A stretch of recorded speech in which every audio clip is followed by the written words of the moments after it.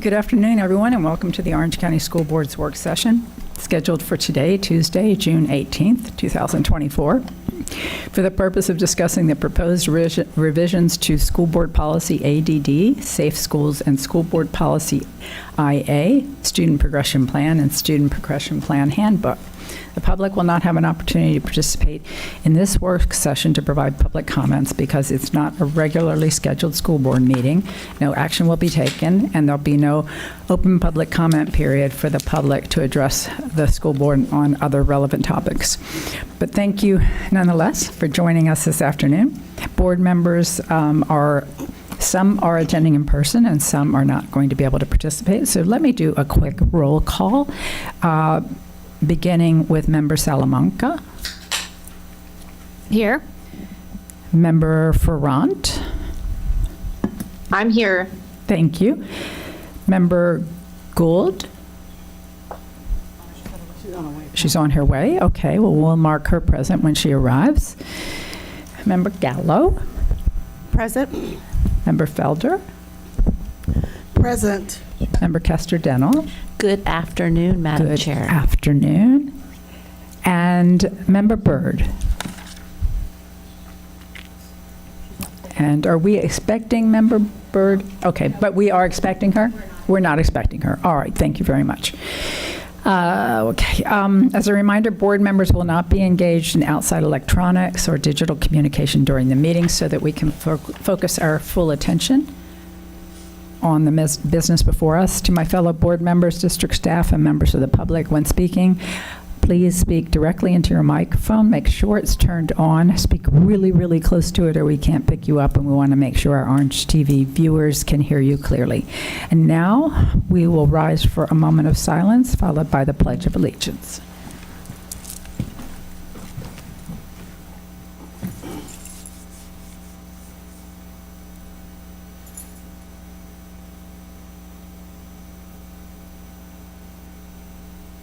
And now for the pledge.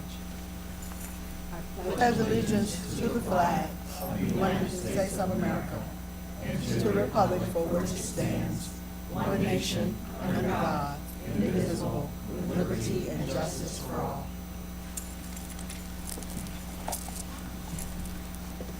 All right, before we move on, I want to recognize the importance of this week. This is Juneteenth, and I see that Member Felder is wearing the traditional shante. Do I have that correct? Shante and the mudcloth is in print.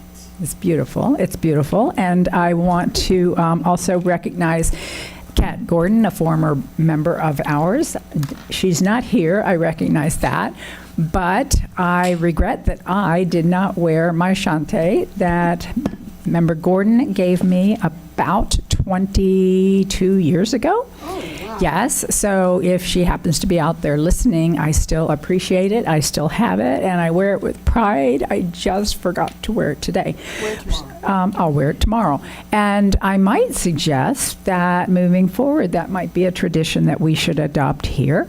So I think between Member Felder and I, we will take it upon ourselves to pick out the shante for you all to wear next year. I have plenty of cloth I can share. Okay, wonderful. Yes. Okay, wonderful. Well, okay. I said we will take this on. Member Felder just volunteered. I have it. That's so perfect. Thank you. Okay, well, it was actually always one of our traditions at the county, and I cannot believe I've waited until this year to suggest it, but it was you walking in with it that triggered that, so thank you. All right, with that, we are going to begin with School Board Policy ADD. Again, that's Safe Schools. And let me recognize Dr. Vasquez to introduce her staff and this issue. Thank you, Madam Chair. This afternoon, we will begin with the revision of Policy ADD.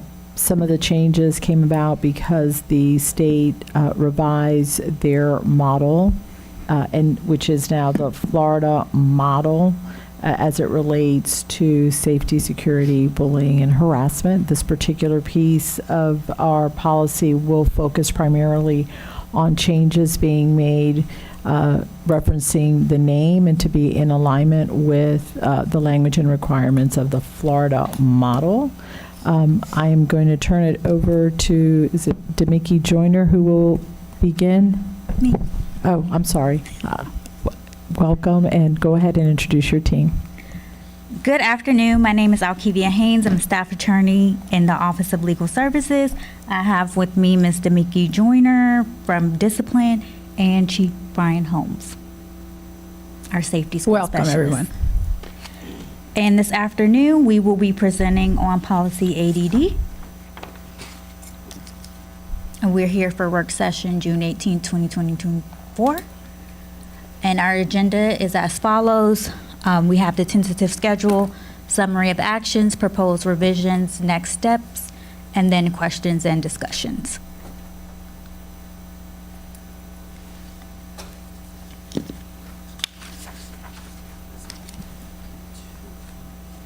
The tentative schedule for policy ADD, we had cabinet yesterday, June 17, 2024. We're here for work session today, June 18, 2024.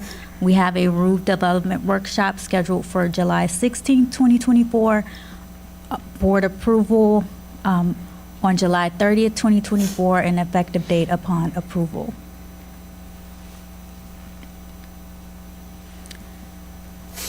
The purpose of ADD Safe Schools is the proposed revisions to policy ADD include language to comply with the Florida Department of Education's FDLE model policy against bullying and harassment for K-12 schools and incorporated in 6A-1.0018.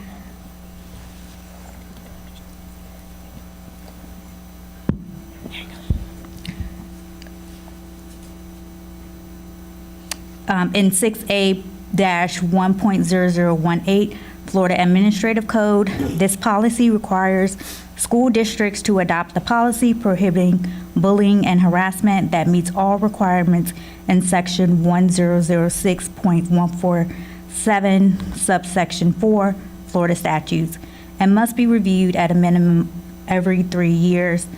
Additional proposed revisions to the existing policy include language, content, formatting, and authority citations.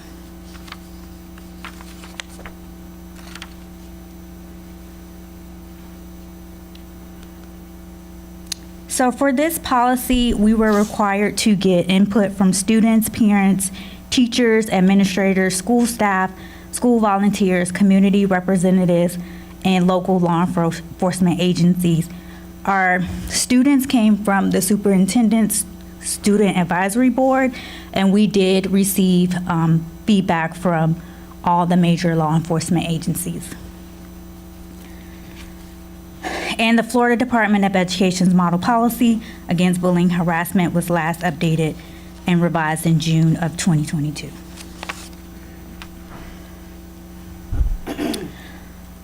On page 1 of the policy, the title was modified for clarification. We added the policy against bullying and harassment based on a recommendation from the Discipline Team Task Force. And under subsection 1, we deleted that language and added the language to conform with the Florida model policy.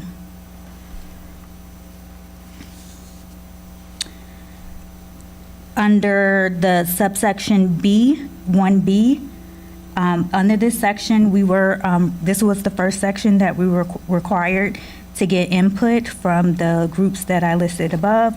We did receive input from the Discipline Team Task Force, students, and our law enforcement partners, and they recommended that we not single out in this particular section. We could have modified it to include specific groups that we wanted to target, but based on the recommendations from the students, the Discipline Team Task Force, and law enforcement, we decided not to include any specific groups, as they all felt that other groups may feel excluded and that it wouldn't include everybody.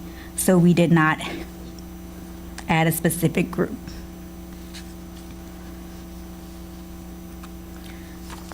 going on to page 2, the only change that was made on page 2 was to take out unwanted and capitalize the T in teasing.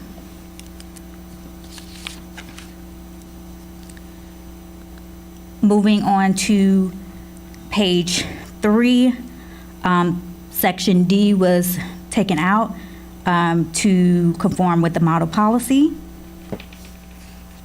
And also section E was updated to align with the model policy. At the bottom of page 3, that was removed to align with the model policy.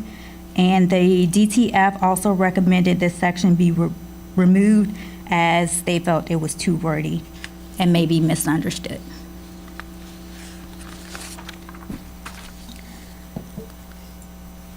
Moving on to page 4, that's just a continuation of what was removed to conform with the model policy at the top of the page. Under section 3, the title was updated again to align with the model policy. Under subsection 3B, we added location. Although it's not in the model policy, it was previously added to ensure that the same policy is applied at non-student work locations.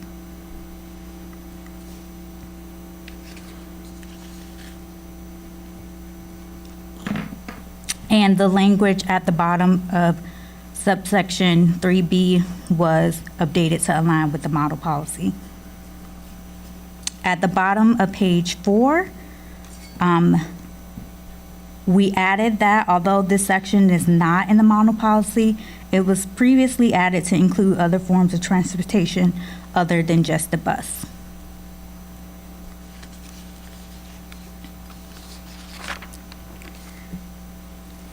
Turning to page 3, under subsection D, we were required to get input. This is the second section that we were required to get input from the groups that we talked about earlier. D, E, and G of that section were already provided to align with the requirements of the model policy, so we didn't make any changes there. Under subsection D, we were required to get input in this section, and the language matches the model policy, and the sentence regarding the school improvement plan was previously added. We were permitted to add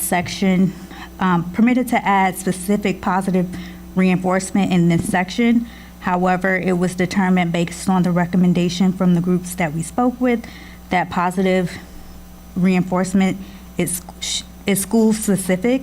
So it would be better to leave the decision as to what that reinforcement looks like up to each school. Under subsection E, the language contained herein matches the model policy. We were permitted to add additional rights and responsibilities. However, our Code of Student Conduct already lists rights and responsibilities, so we just added the reference to the code here. Under the new subsection F, we were also required to get input. The language was updated to align with the model policy, and we were permitted to identify disciplinary sanctions and disciplinary due process in this policy. However, based on input that we received from staff, student, and our law enforcement partners, we recommended just referencing the Code of Student Conduct where all of our disciplinary information is currently contained. Under the new subsection G, we removed this as the only policy that describes disciplinary consequences is the Code of Student Conduct.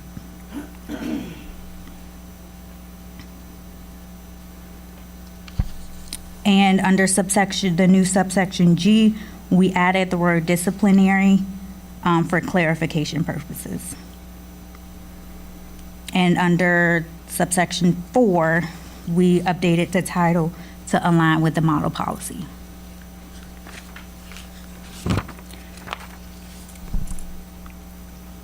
Turning over to page 6, most of the additions and subtractions on this page was just to either add or take away the language to conform with the model policy. Under subsection D, again, location is not included in the model policy, but again, we added it so that it would apply to non-student work locations.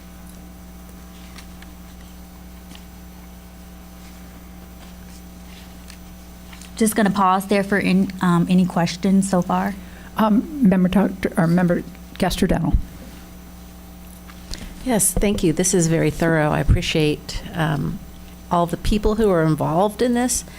You may have said it, and if you did, I missed it.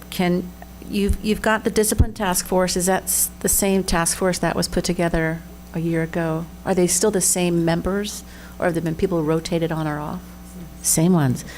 And then the students, I'm curious who the students are, or that process of input the students gave.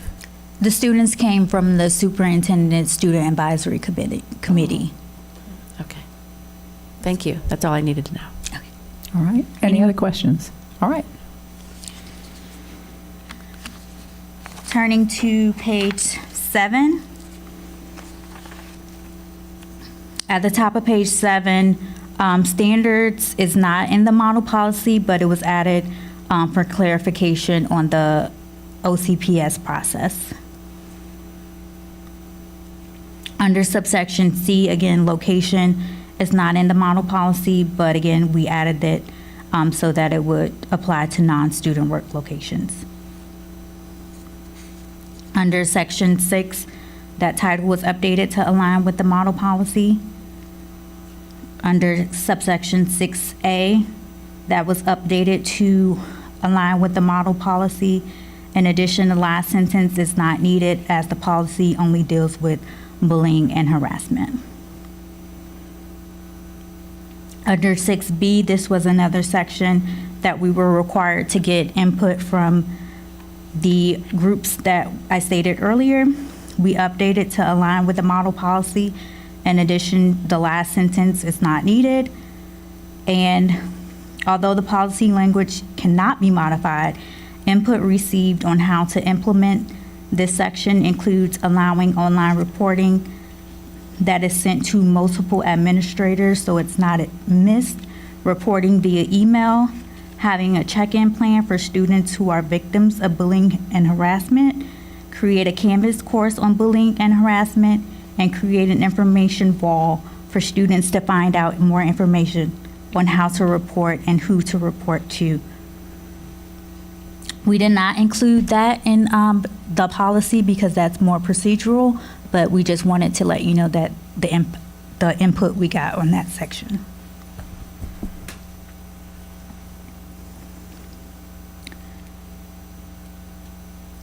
Under subsection B, again, we just updated it to align with the model policy, and that also goes for subsection C. Under C little I, this section is not in the model policy. However, it was recommended that it remains in the current policy. It was in our old policy.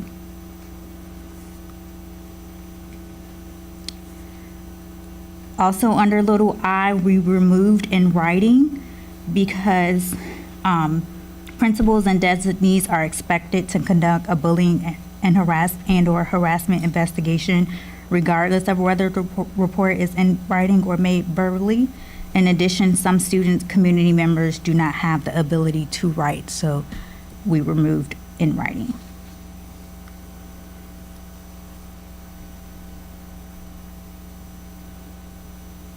And we added also report the incidents of bullying or harassment on behalf of his or her child. This was added to clarify that a parent can also report incidents of bullying and harassment.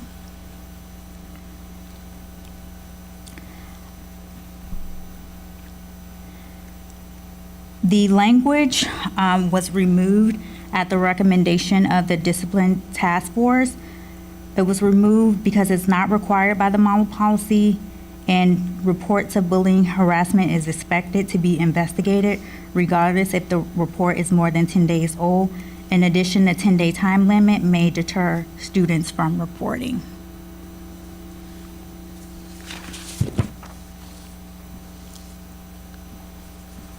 Moving on to page 8.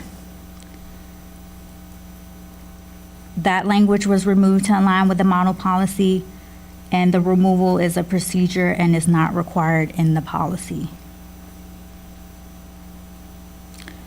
Under subsection E, the language was added to align with the model policy, and the language at the end of E and F were removed to align with the model policy. In subsection F, you'll see that it talks about anonymous reporting. Although that was removed, it's incorporated in a later section of the policy.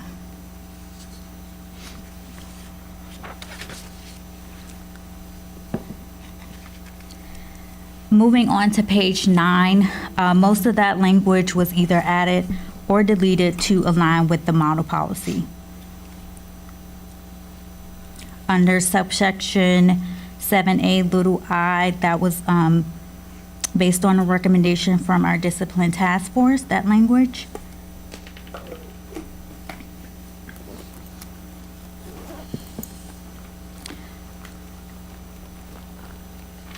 (7B) was removed, but again, that section is going to be located in subsection 7BI later in the policy.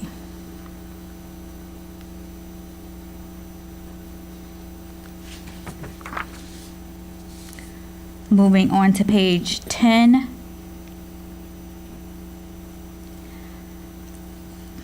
We added section 7B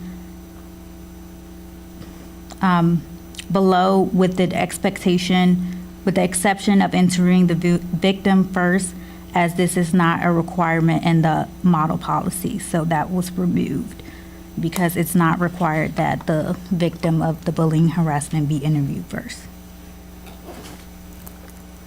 The rest of the language on page 10 was added to align with the model policy.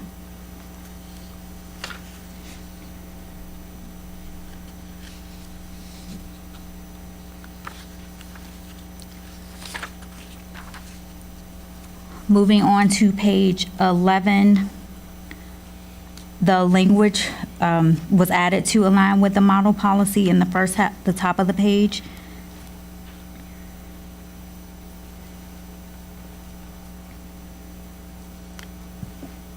And in subsection 6, that was added to align with the model policy and also incorporates a statement below regarding confidentiality.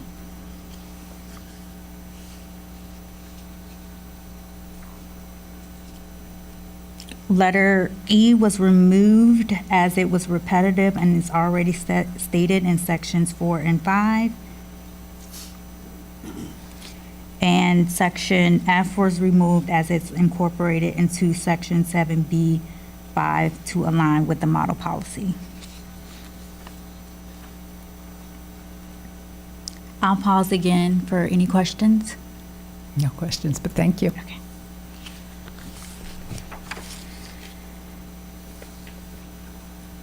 Moving on to page 12. At the top of page 12, that language was removed to align with the model policy, but it's also covered in the notification section below. And the rest of the language was added or removed to align with the model policy.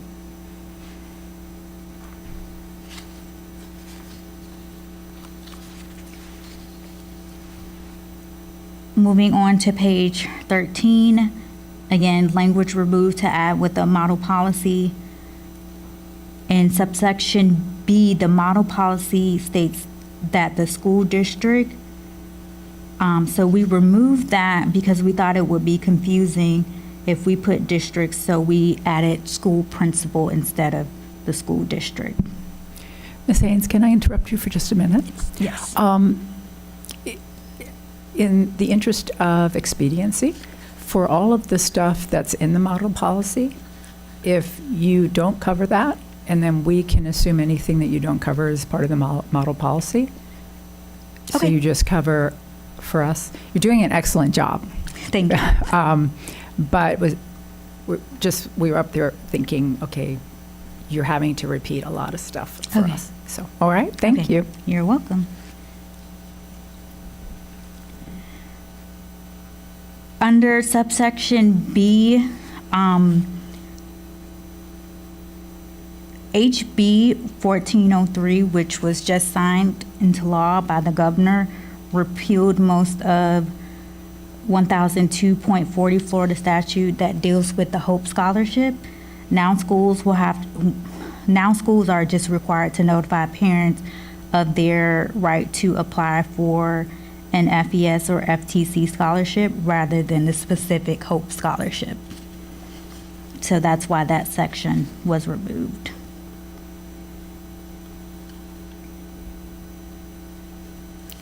And if I've made that more difficult for you, No. I just realized No, that it's because okay. you have this all mapped out. No, it's okay.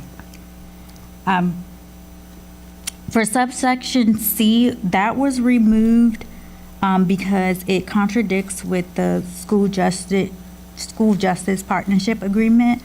We are supposed, according to the school justice partnership agreement, we are supposed to report any suspected criminal activity to the SRO or law enforcement officer immediately, and then defer to them to determine if we proceed with the investigation.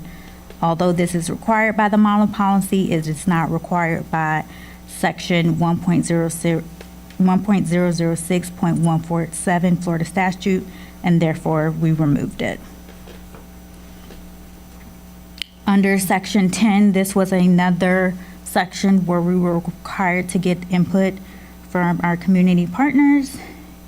Although the policy language cannot be modified, we did receive input on how to implement this section, which included creating a plan to follow up with victims and the offender, assign mentors, determine immediacy of need through triaging at the school, ensure that bullying and harassment does not extend past the offender or victim, i.e. that friends or anybody else is not gossiping or posting about it on social media.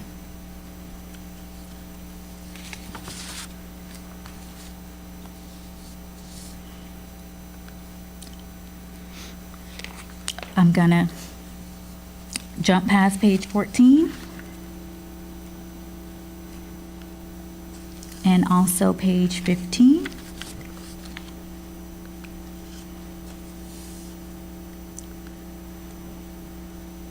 Page 16, section 12, this was another section where we were required to get input. Although the policy language cannot be modified, the input we received on how to implement this section includes providing a QR code that links to each program, notifying people immediately if the policy is updated, reviewing the policy and programs available at each school year, create a calm room that students can go to anytime for a mental health break. And again, these were just suggestions, input that we received. It's not in the policy. Under subsection 12D, the model policy requires a list to be developed, and instead of listing specific programs that may change over time, it is recommended that the policy state the superintendent or designee develop a list.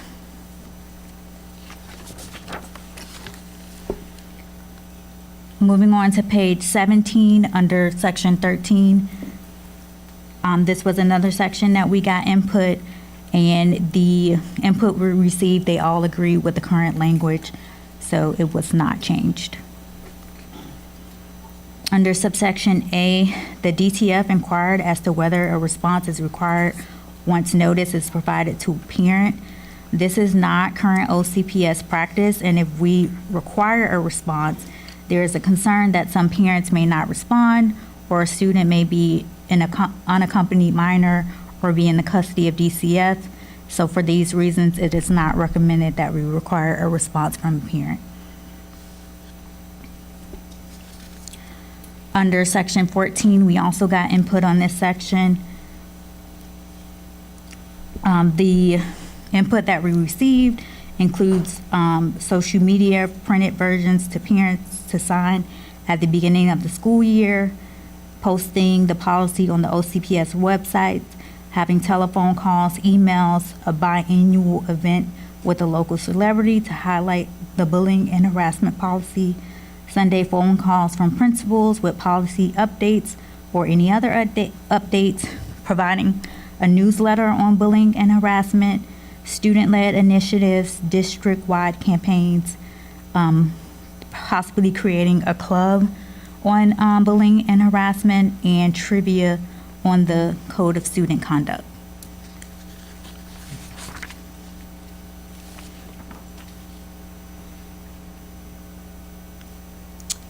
And I'm going to skip past page 18 and also page 19. Are there any questions? I don't see any, thank you.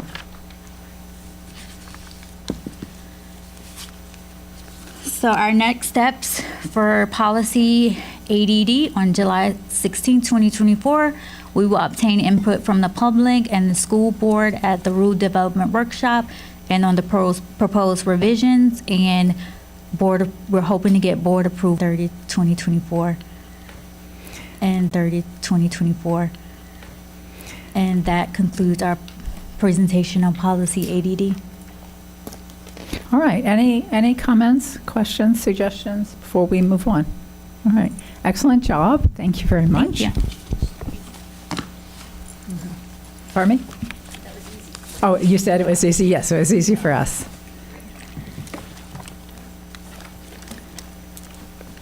Pardon me?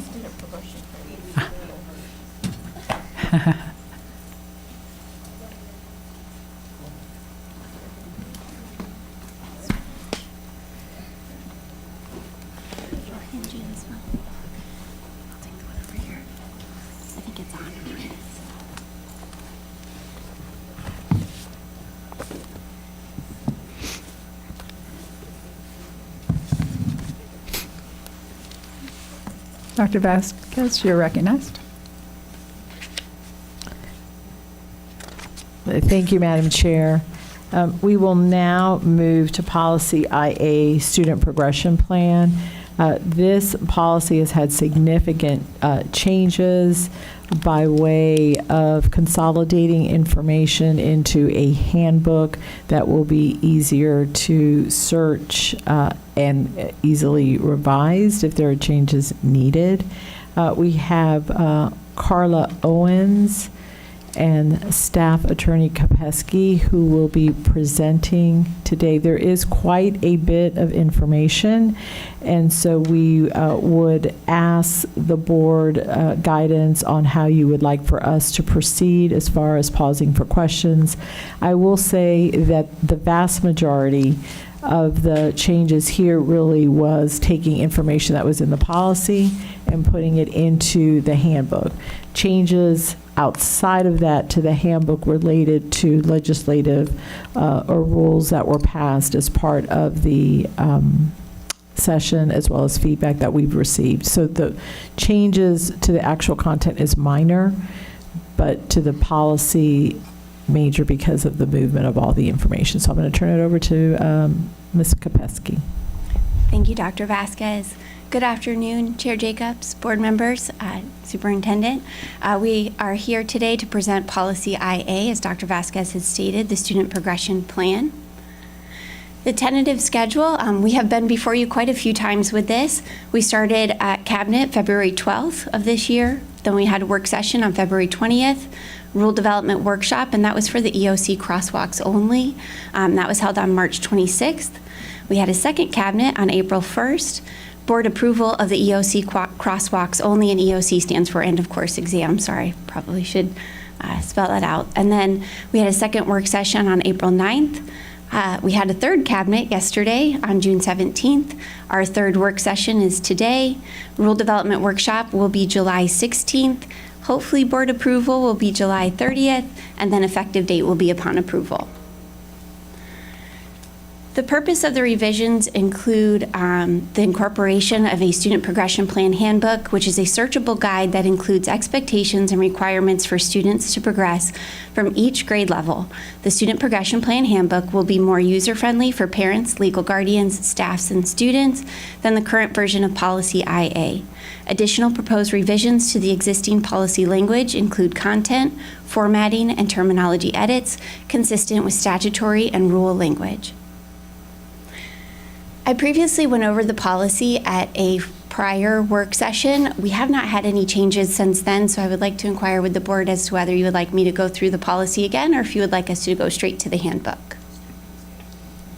Everybody's on the straight path here today. Perfect. Okay. Okay. So as Dr. Vasquez stated, the current policy language was moved from the policy itself into a handbook, more user-friendly version, and reorganized. So the modifications contained within this handbook include statutory updates, terminology edits, removal of repetitive language, and the removal of sections that do not pertain to student progression. There are several red lines throughout this handbook. However, majority of the edits include removing information or reorganizing the information or updating it to align with statute. We endeavored to ensure that every change had a comment next to it detailing why we changed it. However, if the board is in agreement, we'd like to propose that for each subsection within the larger section, if we can summarize the changes therein as opposed to going through it line by line, just for the expediency of time. Okay, perfect. Thank you very much. And with that, I'll turn it over to Ms. Owens. Good afternoon. The table of contents. The table of contents has been updated to align with the Student Progression Plan Handbook to date. The table of contents is more detailed than it was previously, including the subsections for each category we previously discussed. And then I'm going to move on to the actual Section 1, Introduction, which starts on page 5. The introduction is updated to include a statutory citation to Section 1008.25 Florida statutes, explains what the SPP is, and reorganizes the information. For example, we consolidated several sections in the current SPP to the Comprehensive Information section.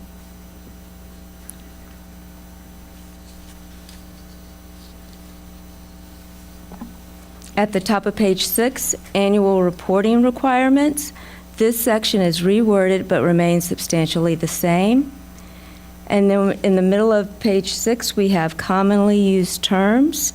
We created a commonly used terms section to assist parents and guardians and students with identifying commonly used acronyms throughout this handbook. The following paragraph includes hyperlinks to the Florida statutes and Florida Administrative Code and notifies the reader that if there is a legislative change, that the change will take precedence over the SPP. This statement also replaces the precedence of Florida statutes in the current SPP. So I know that was a short section, but we are going to pause there. Are there any questions? No. Okay, Thank you. perfect. The next section's a little bit longer. Okay. So we're going to move to page 8, section 2, comprehensive information. And this section has to do with grading. The first section of it is report cards, kindergarten through grade 12. We modified the language in this section to align with section 1003.33 Florida statutes regarding report cards. For example, grading period intervals is updated to clarify that reports are issued each quarter for all students, and information on how a student's academic performance is measured is also added. At the bottom of page 8, we have grading scales, kindergarten through grade 12. The grading scales remain the same, but now all K through 12 scales can be found in one section.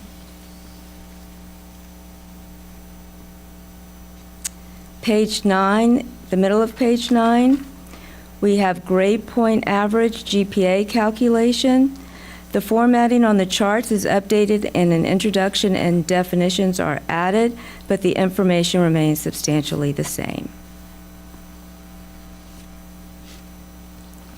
Page 10, middle of page 10, end of course assessments and grading. This section is updated for better understanding, and the EOC crosswalk to grade percentages are added. The new crosswalks delineate a grade percentage that correlates with the level of achievement on the EOC. We also moved information regarding grade forgiveness to the grade forgiveness section and removed outdated language pertaining to students who entered the 9th grade in the 2014-15 school year, as these students will no longer be in high school. Page 11, students with disabilities, is towards the bottom of the page. This section is updated to remove repetitive language. In addition, the information relating to the waiver of the statewide standardized assessment for students with disabilities is moved to the ESE section, and a hyperlink to the section will be added as well for convenience. Okay, before we proceed forward to the next section, we have a comment from, or a question from Vice Chair Gallo. Thank you, Madam Chair. So on page 11, I just have a quick question, because it says, hang on, there we go. Elementary kindergarten, grade 5, it says academic courses, and then if you look on the second column, it says A is 90 to 110, but below it, it says A percent range 90 to 100. So can you explain why we have 110 in one section and on the grading scale that is an A, it only goes to 100?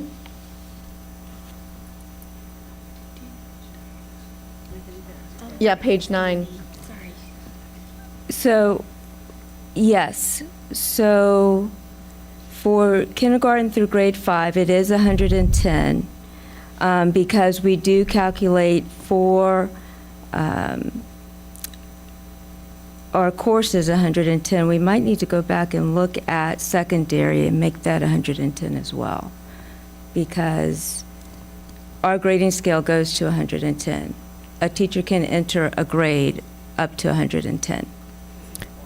And why do we go to 110? It's teachers. It's a teacher discretion to go to 110. Is it for extra credit, bonuses? Yes, yes, yes.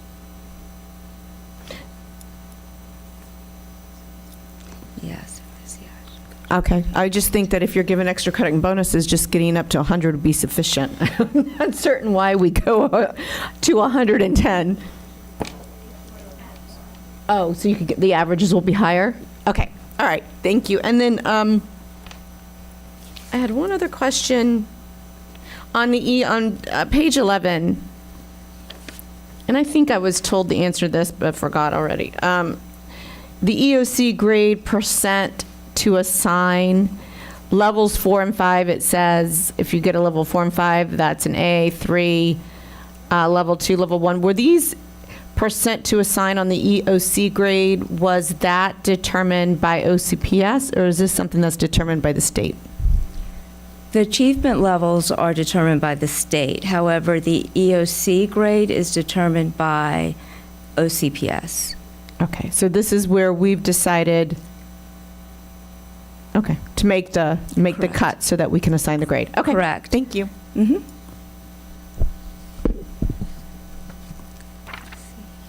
Page 12. What page are we on? Page 12, I believe. Thank you. Okay, thank you. I think so. Okay. Top of page 12, final exams and grading.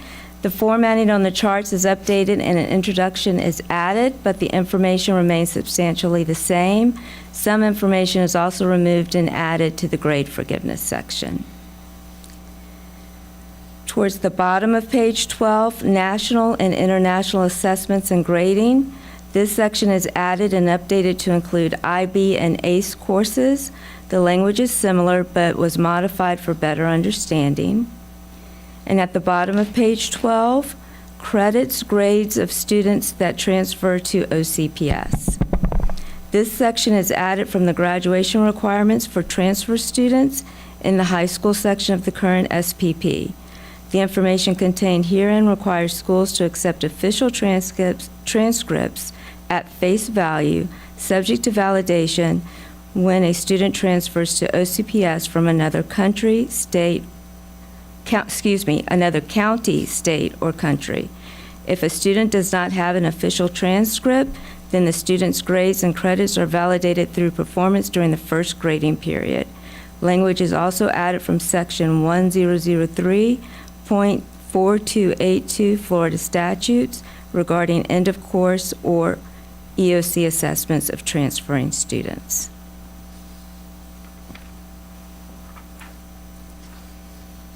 Moving on to page 13, really the heading is at the bottom of page 13. It's grade changes, but most of the information is on page 14. Grade changes. This section is added to explain grade changes cannot be made unless the teacher determines the grade is inaccurate. This information was in the grade forgiveness section previously, but was separated as it is not technically grade forgiveness.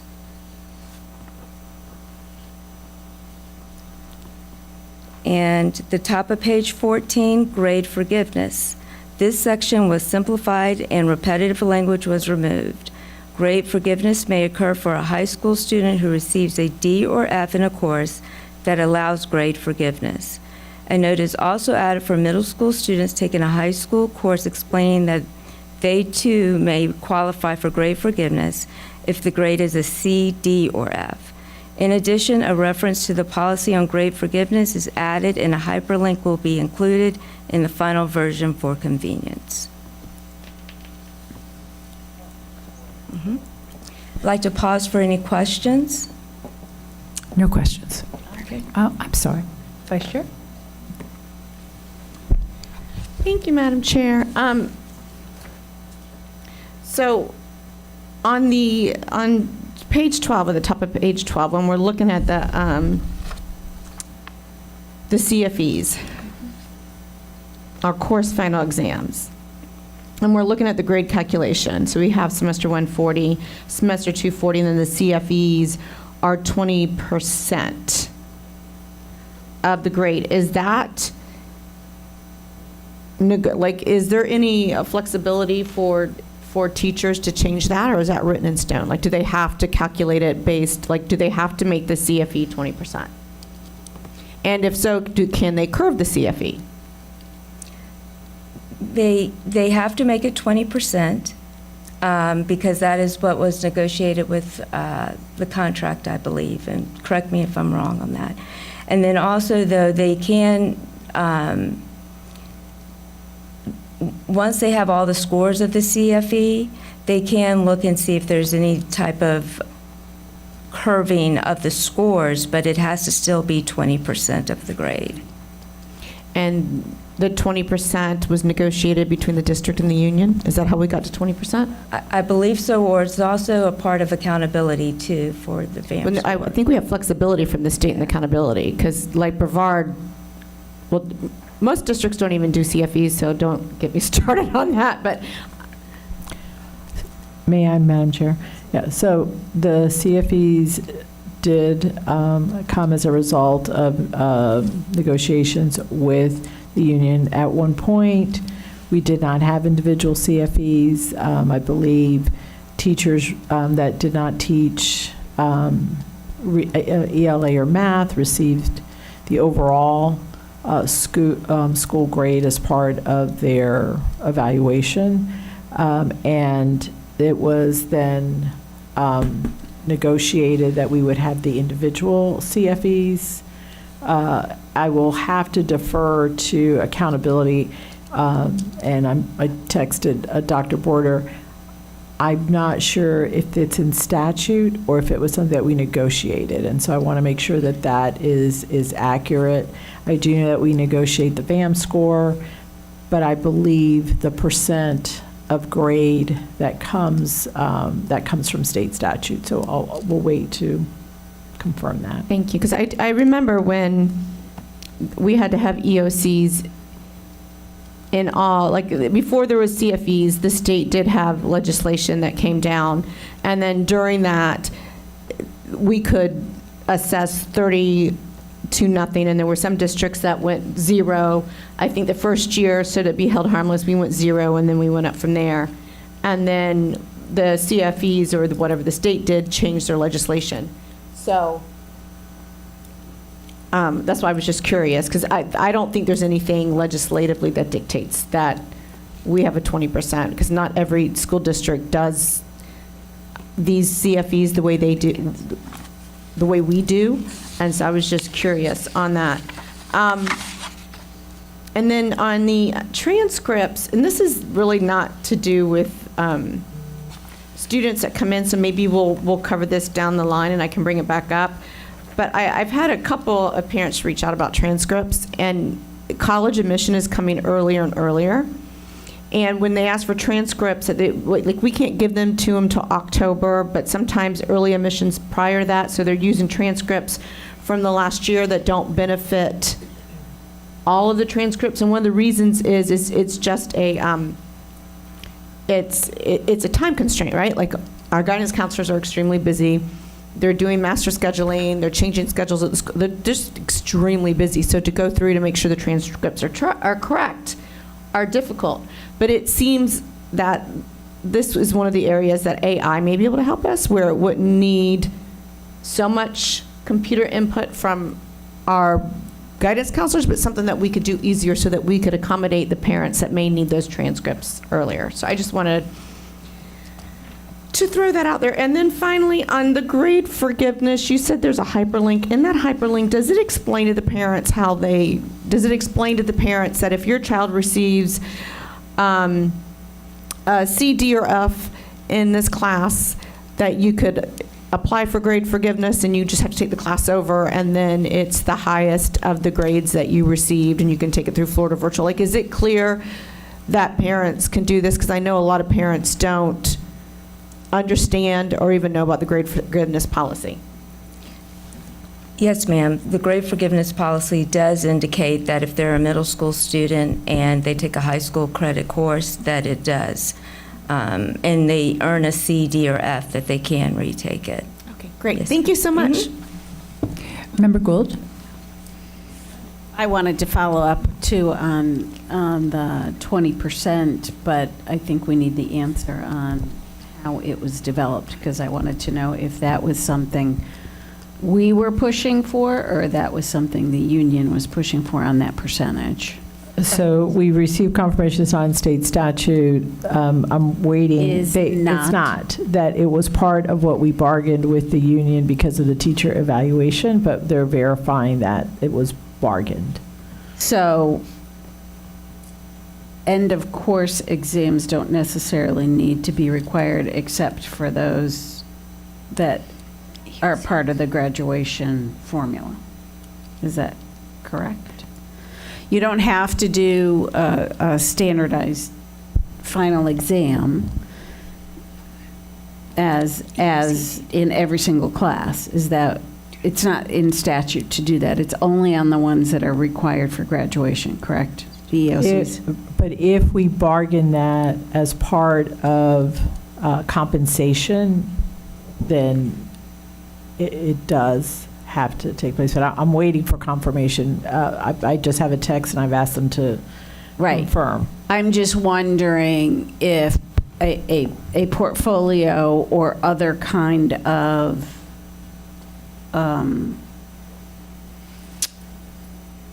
assessment to prove their knowledge is better than making everybody do a final exam and leaving it up to the teacher, as long as there is something that proves mastery of that course. Again, and the grading, I believe, is bargained. And I agree that portfolio is probably, and the research, I believe, supports this, a better way for students to be able to demonstrate mastery. I do not believe that you will find teachers in the majority that would agree to replacing this because of the time, how much time it will take to be able to grade and review the portfolio. There's a reason we've moved away from that. Part of it has to do with ensuring that how we are documenting and certifying that a child has met the standard is at a certain level, and we do know that sometimes that varies greatly. Teachers' understanding of what it means to master the standard, which is why you see in certain areas that there are state assessments tied to demonstration that child has earned the credit or is able to graduate. Anything, and I'll defer to either General Counsel Envil. Another question for you before you do, because it may add to it. So does an end of course exam or a final exam have to actually be an exam? Could it be a paper that is corrected? Could it be a project that has to be fulfilled with goals? Or does it have to be, some kind of a test on a day? I don't believe that it has to be a set test. If it is bargained, and I believe that's where we're at, the EOCs were done and the CFEs were done collectively. I think we brought in groups of teachers with that content area knowledge that put together the assessment. So it was a common assessment for everyone. And if my memory serves me correctly, that is the agreement we reached to ensure that it was fair across the board. I do know that the portfolios take a lot of time. Right, because we don't have a system across the board that can. Well, even do if that you have and a even use system, yeah. if you just do basic math, if you're taking a test that's multiple choice and you're putting it through a Scantron, that takes minutes, as opposed to being able to evaluate a project that probably has a rubric assigned to it. And if you're looking at a Right. portfolio, you're looking at multiple documents. Truly, the portfolio is probably a better tool to measure the growth the child has during the year, but it's also extremely time consuming, and teachers' ability to standardize that a bit more is also very complicated. Gotcha. All So, right, thank you. And I'm going to defer to either General Counsel Envil or Mr. Palmerini to research whether that was something that we did bargain as far as the teacher compensation, the percentage. All right, thank you. You have it, John? Okay. Do we have an answer, or are we researching it? Okay, Yes. Mr. Palmerini. Thank you, Madam Chair, members of the board. So under the state evaluation statute 10-1234, we have to have a performance of students component within the evaluation system. So it says at least 1/3 of a performance evaluation must be based upon data and indicators of student performance as determined by each school district. Now, in the past, before, there used to be certain ways that we had to measure it and certain tests we had to enact. Now we just have to give the, if it's a statewide standardized test, the, what do they call it? It used to be a best or the best. Best. Yeah, if it's now best, sorry. It used to be I still remember FCAT, so you'll forgive me. So if it's a best test, the state determines what those scores are and how that's measured in the formula. If it's Algebra 1, I think it's Biology 1, U.S. History, I had it here. Geometry, thank you. If it's those tests, the state has a test it gives. It creates the scoring, and it gives us basically the student growth score. Otherwise, under the statute, we develop these local assessments of the other courses locally, and we come up with a formula. What's been bargained in the past is the actual formula for the summative evaluation rating. And what we've bargained not is the scoring that we do, but the cut scores, as far as this level of performance will give you highly effective on your student growth performance score. This level will give you effective. this level will give you needs improvement, and developing this level will give you unsatisfactory.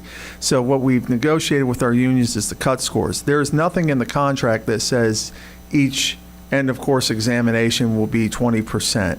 I think, and you all will have to forgive me, I think biology, or not, geometry, I think, or algebra 1 is 30%, but under the statute, but I'll look that up. I'll look that up to make sure. But there's nothing in the contract, there's nothing statutorily that says the end of course exam is 20% per se. What we've bargained with the union is the cut scores for student growth.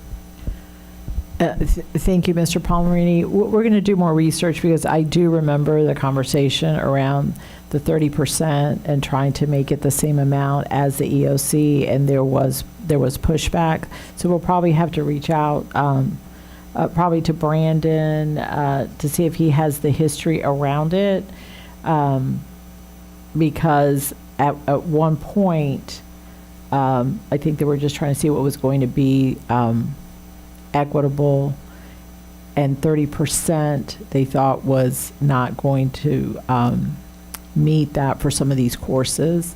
So we will get back to the board with a response on that. I do want to, since we're on the topic of CFEs, Board Member Gallo, you have brought up to us that you've had feedback from teachers about too much testing and the possibility of them taking the score from the state assessment, the FASTER test. And we did survey teachers. We had, I think, 59% said they preferred the CFE, and less than 20% said they had no preference for that. So that is certainly something that we can go back to the table with the CTA and have further conversations around that. I do know that Mr. McCracken often surveys his members to maybe get a better response rate and maybe dive a little bit deeper into some of the concerns that might arise with the change. But certainly we're willing to move in that direction as far as testing, because it would mean less assessments for students. But we do recognize that for some teachers, their area of expertise and being able to assess students on the topic that they have taught with their expertise weighs heavily because it's tied to their compensation. Thank you. Moving on to Member Salamanca.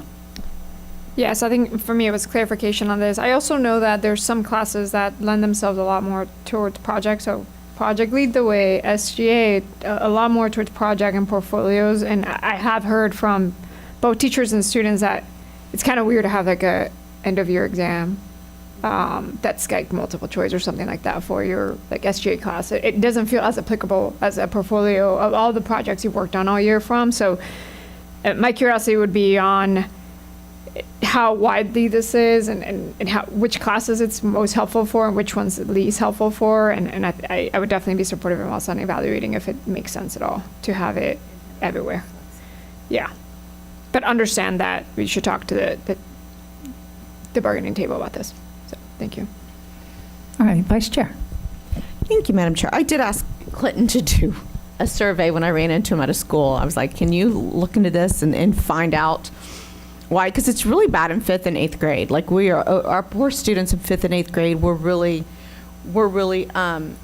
over testing. And I also asked for information, and Dr. Border emailed me today, or maybe it was yesterday, I read it today, that we're researching those teachers, like, is this even impactful? Like, if they went off the school as a whole, would it impact their rating? Would it take them from highly effective to effective, or effective to satisfactory? I think that's the third one. Like, is the impact even there? Because if there's not, and it wouldn't really change your scores, then I think an argument can be made that maybe we could do in music theater, maybe it's more performance-based than it is, multiple choice-based or computer-based. And I would love to do some research in what other districts do, because in talking to other districts, we're the only district that does a CFE in every single class to determine the evaluation. Maybe there's others, but I'd like to know that. And the issue with that is when I'm up in Tallahassee, and we've been doing this for years. In fact, several years ago, the district asked representative to run the bill, and he did, about getting rid of the valuation. It's really hard to have those conversations in Tallahassee when we're like, we're over-testing, it over-test our kids. And they're like, well, you guys are the only ones over-testing your kids. No other districts over-testing their kids, so it's really not a problem for us. So that's another issue when we're trying to get rid of this evaluation or try to help get rid of that 33% out of statute. It's hard when our kids are being burned the most by this requirement. Dr. Vasquez.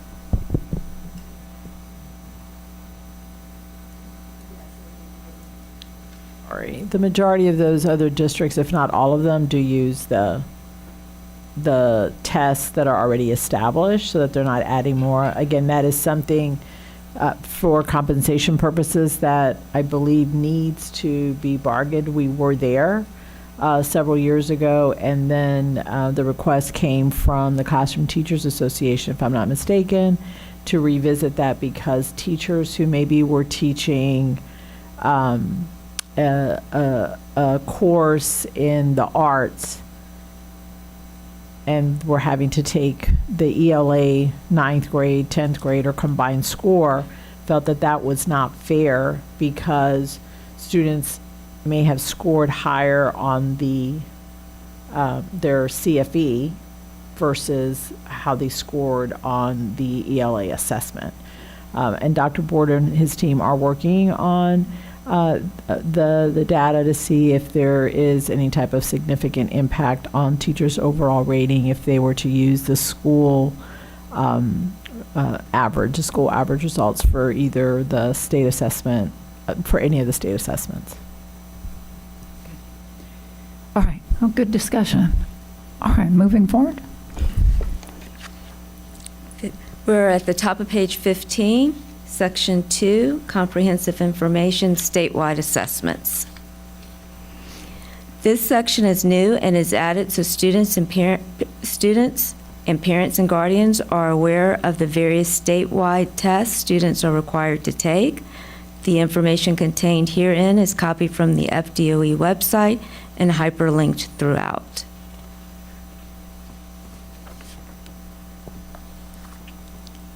At the top of page 16, progress monitoring. Students who qualify for progress monitoring. We remove the first two paragraphs as this language is already included in the assessment section, and we wanted to separate progress monitoring as it is important. In the new section, the language is reworded, and progress monitoring is defined as a process of providing academic strategies to students who need additional support.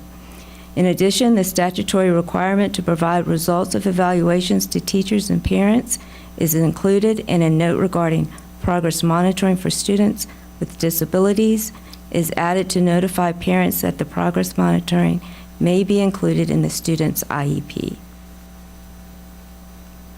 At the bottom of page 16, progress monitoring plan criteria.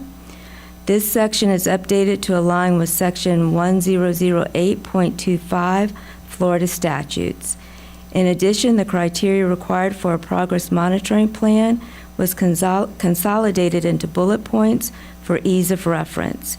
The criteria included identification of the skills the student needs, goals or benchmarks for growth, evidence-based instruction that will be used for reading and strategies, resources and supports the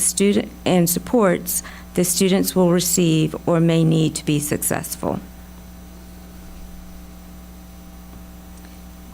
Moving to page 17 towards the bottom, allocation of resources.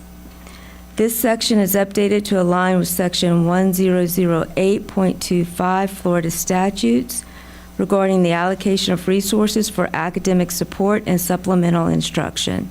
Per the statute, the order of priority starts with students in K through 3 who have a substantial reading deficiency or dyslexia, then to students in K through 4 who have a substantial deficiency in mathematics or dyscalculia, and then to students who fail to meet performance level required for promotion.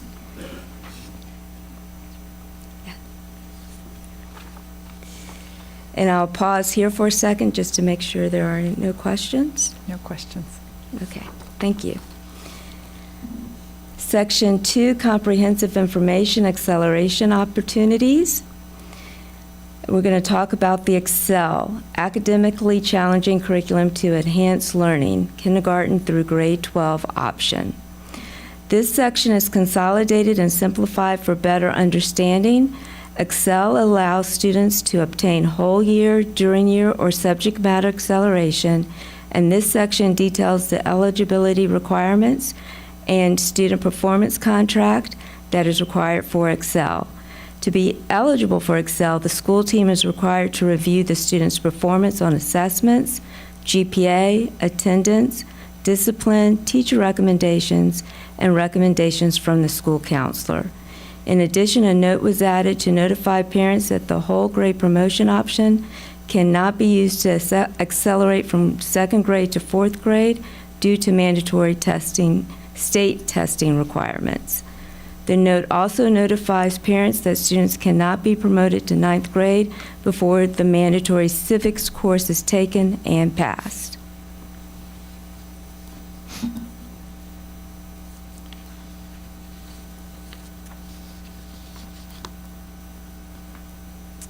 The next section is actually on page 20 towards the bottom.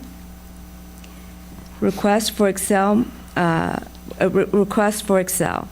This subsection is updated to remove specific date references and align with current practice. Whole grade promotion must be requested by the beginning of the school year. During year and subject matter acceleration must be made no later than the first progress report, and the EOC for credit acceleration must be requested before the end of the testing window.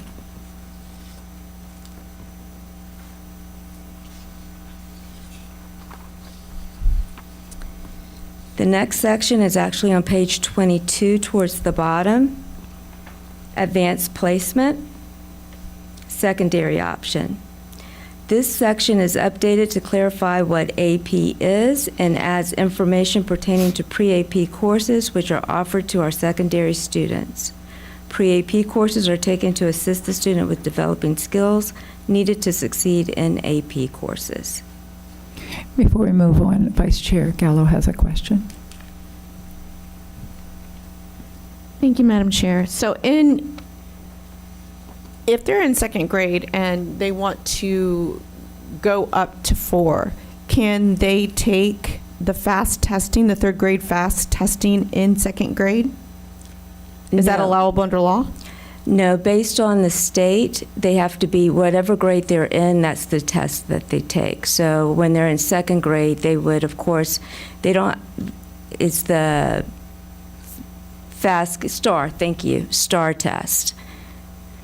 So typically what we do for a second grade student that wants to move to fourth grade, what we typically do is allow them to take fourth grade courses, except for the ELA course, the grade 3 language arts course, so that they can take the test that's mandated by the state for grade 3. Once they complete that, then, and they feel comfortable enough that they can go on to 5th grade. After they've completed 4th grade, then they can move on to 5th. Okay, so that would require a statutory change for them to be able to take it in second grade. Correct, yes. It's just crazy that we're forcing a kid to go to third grade, or a student to go when they clearly are advanced enough to go into 4th grade. And I think you answered my second question was in acceleration if we do partial or content area acceleration. And I believe your answer to the FAST testing was yes, right? Yes. Because we would, okay, thank you. Mhm.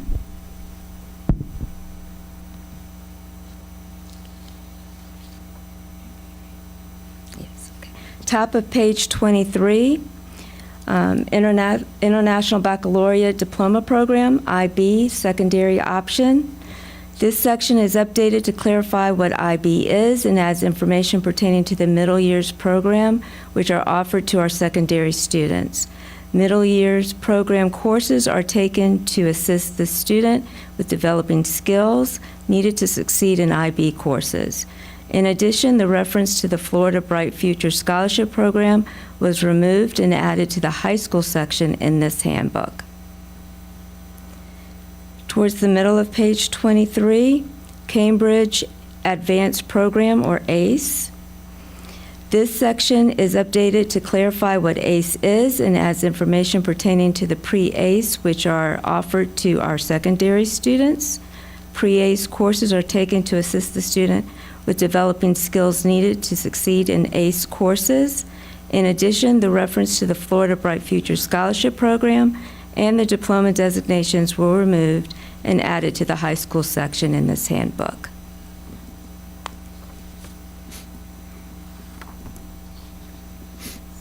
The top of page 24, Credit by Acceleration Program, or it's also called CAP. This section is reworded for better understanding but remains substantially the same. Towards the bottom of page 24, College Level Examination Program, CLEP. This section is reworded for better understanding but remains substantially the same. And at the bottom of page 24 is dual enrollment. This section is reworded for better understanding. Repetitive language is removed, and a hyperlink is added so students and parents can review the post-secondary course offerings. In addition, a reference to private school students is removed as OCPS only provides dual enrollment options to OCPS students.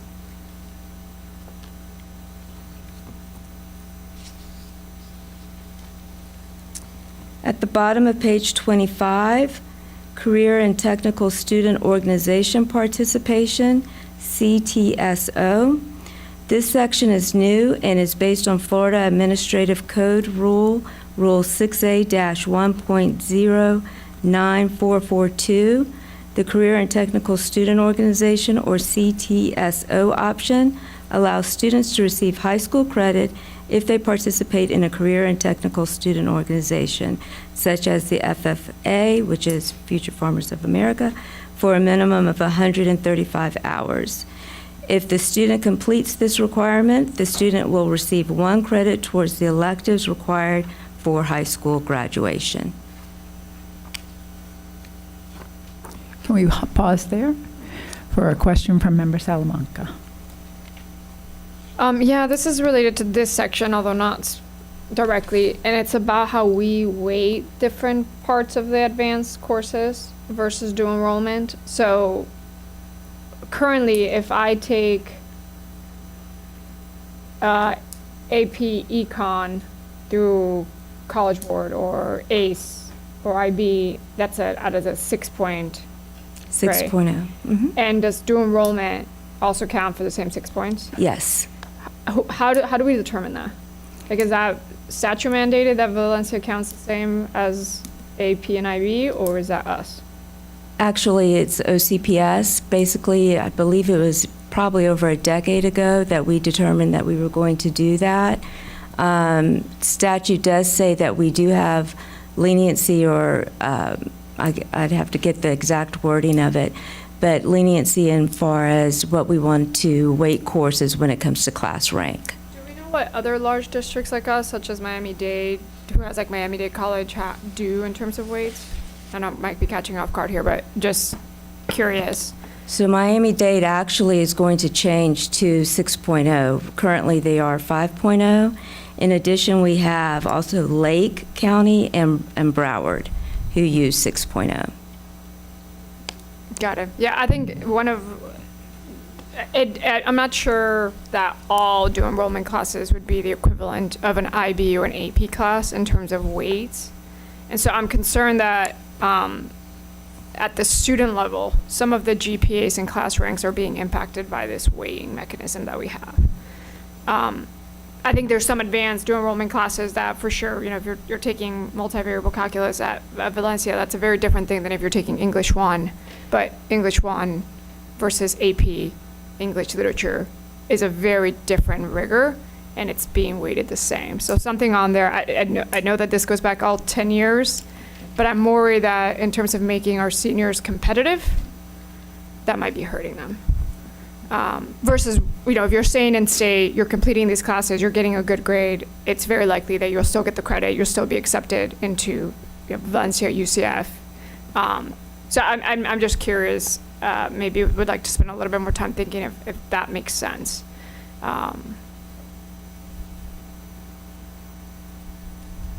Vasquez.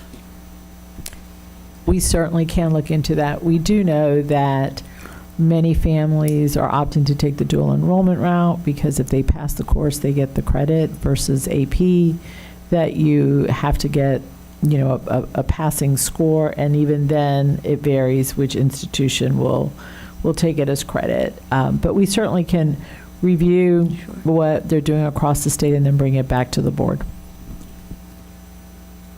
All right, before we move on, Vice Chair. Thank you, Madam Chair. So just to kind of reiterate what Member Salamanca was saying, because I've been arguing for years, especially when it comes to graduation and it comes to valedictorian. Years ago, before I was even a school board member, I had a student come up to me and he was in line, I think, to be salutatorian. And when at the end of the year, he was up there at the end of the year, the dual enrollment students came in and just wiped him out. And he had taken every AP class that he could that was available at East River. He had done everything he could. But a typical student in high school taking every AP class that they have cannot compete with a full-time dual enrollment student just because of the way things are weighted and the makeup of the classes. Like, I think economics counts as one class for us because it's 1 semester, 2 semester, but it counts 2 at the college level, at the community college level, which gives them more points. And I've had in recent years people who haven't really been on our campuses for 2 years receive the valedictorian, and I'm not taking anything away from them. They worked hard for their dual enrollment. I'm extremely pleased with them, but it seems to me that we should want to encourage those students to be on our campuses, that maybe that they have goals of these college credits, or not even the college credits, because the AP, as Dr. Vasquez points out, is if you truly just want college credits, then dual enrollment is by far your better bet, because you are guaranteed as long as you pass the class to get that college credit, whereas AP, you do have to pass the test. It's harder. It's just harder.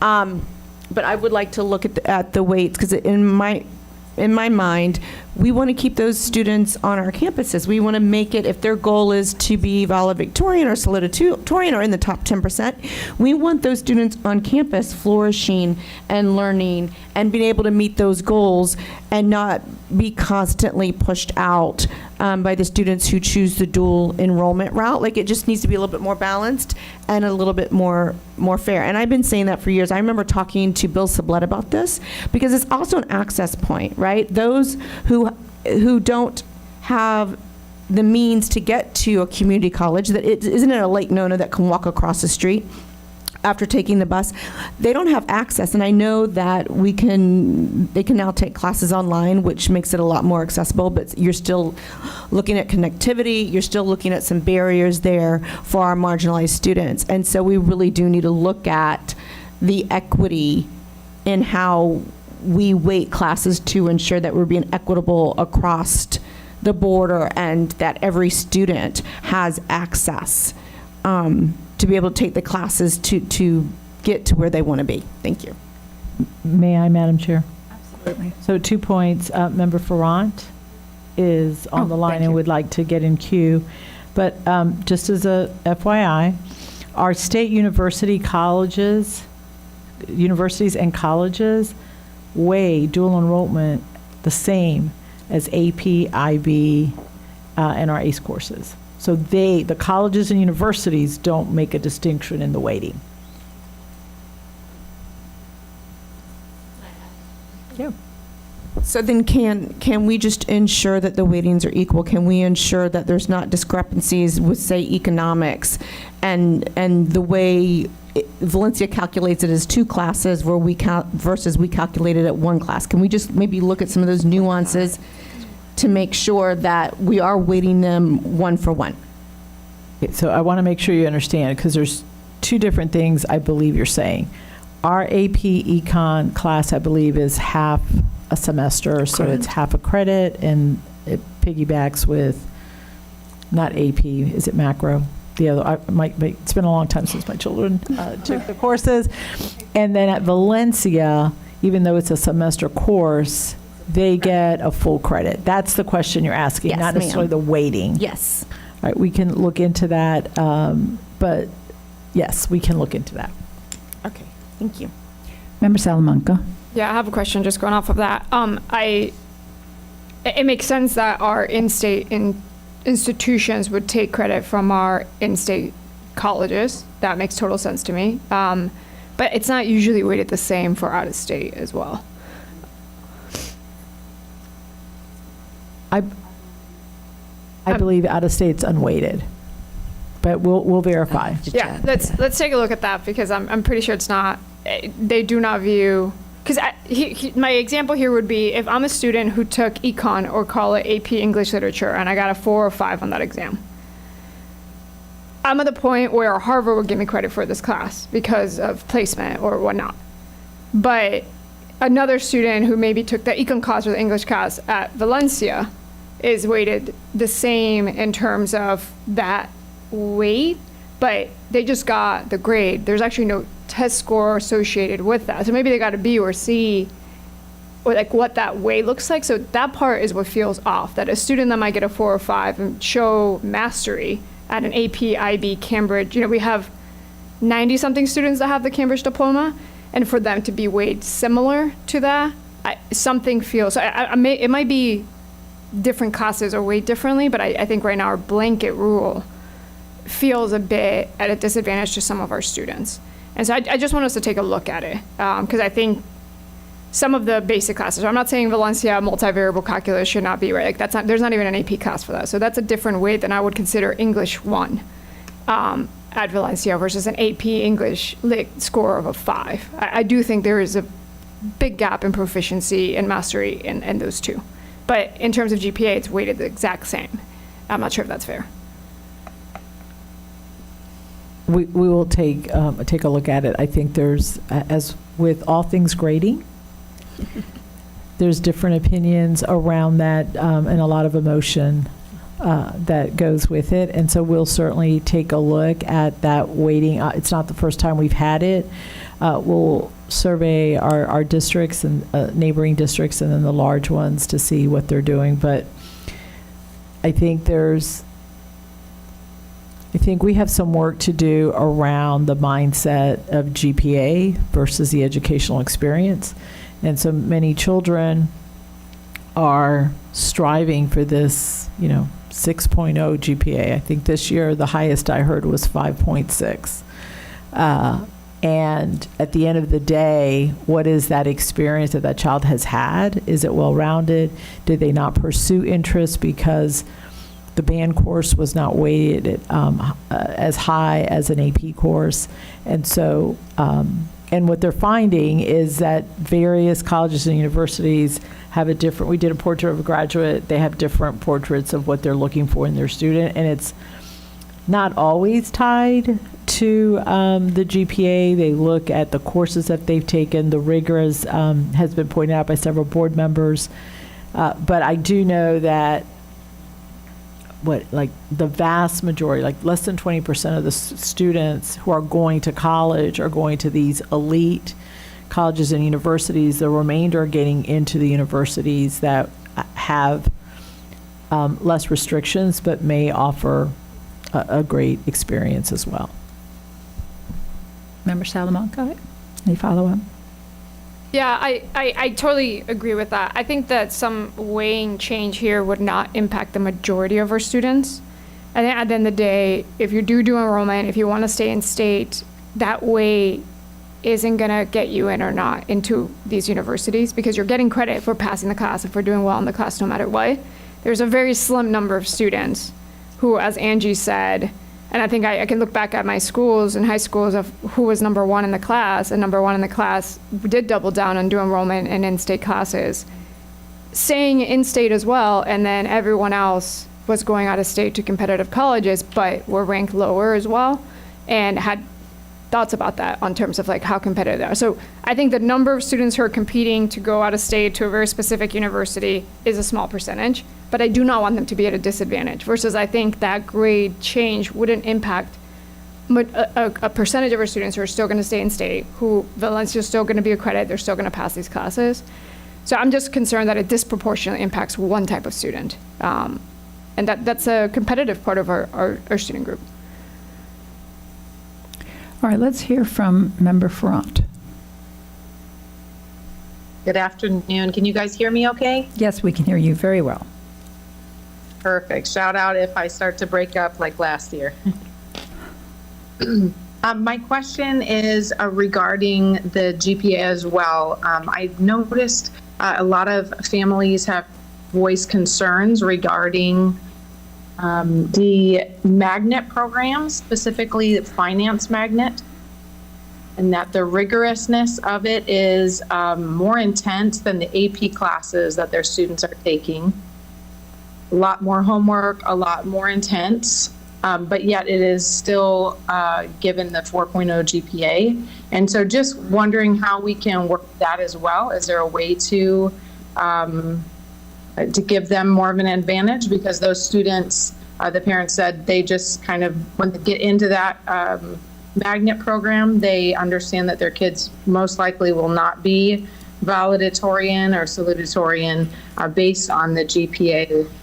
Just some thoughts there, and see if there's a way to change that up, or if that's something that's just set in stone.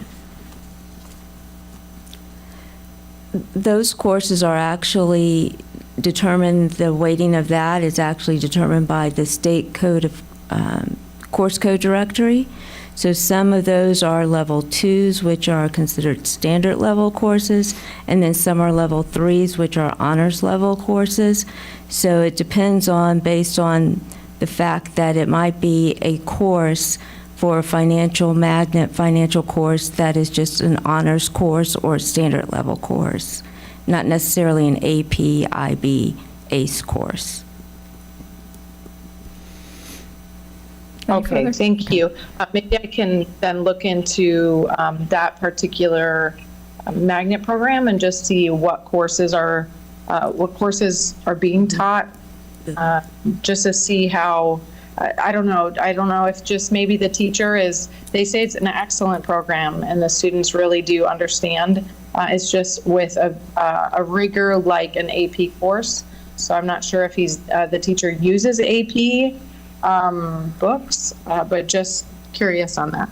I'll look into that myself then. Thank you. All right, thank you. All right, we're ready to move on.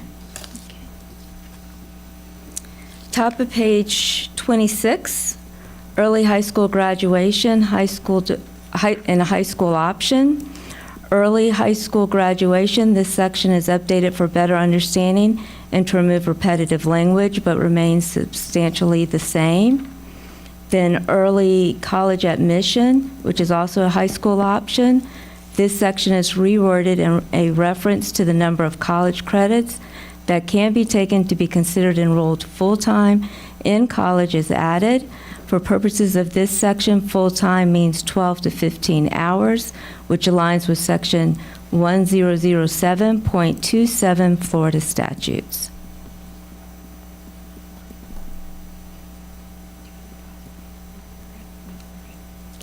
Section 2, comprehensive information, magnet school opportunities. This is at the top of page 27. Magnet schools, this section is added per the school board's request and defines what a magnet program is and includes the magnet programs currently offered by OCPS. In addition, charts detailing each program are added to the appendix of this handbook.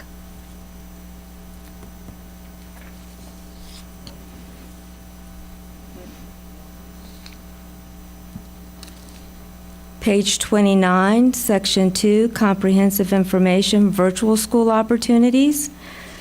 Virtual school programs. This section is reworded and updated to include a definition of virtual instruction programs and a specific citation to OCVS, FLVS, and blended learning are added as options for virtual instruction.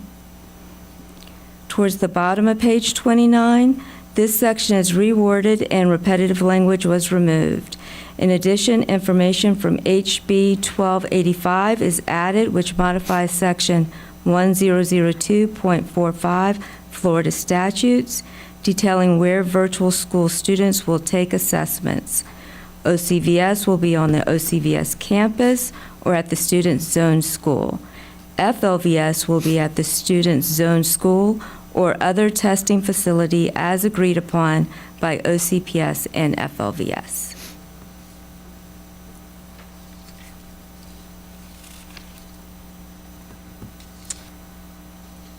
Top of page 31 is Section 2, Comprehensive Information, Students with Disabilities.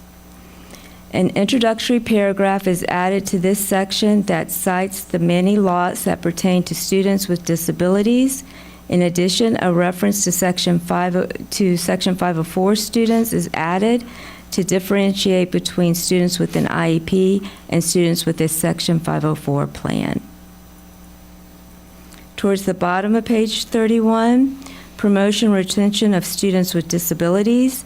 This section removes repetitive language and adds the new pre-K requirement that parents may request their child to be retained in consultation with the student's IEP team.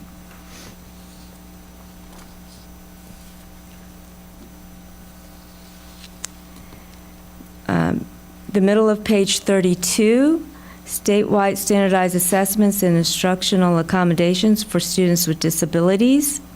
This section is reworded, repetitive language is removed, and a reference to Rule 6A-1.0943, Florida Administrative Code, is added that details what unique accommodations are, such as text-to-speech, and how they are approved by the Florida Department of Education.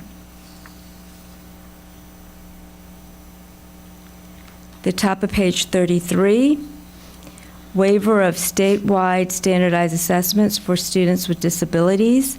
This section is reworded and updated to remove repetitive language. However, the section remains substantially the same.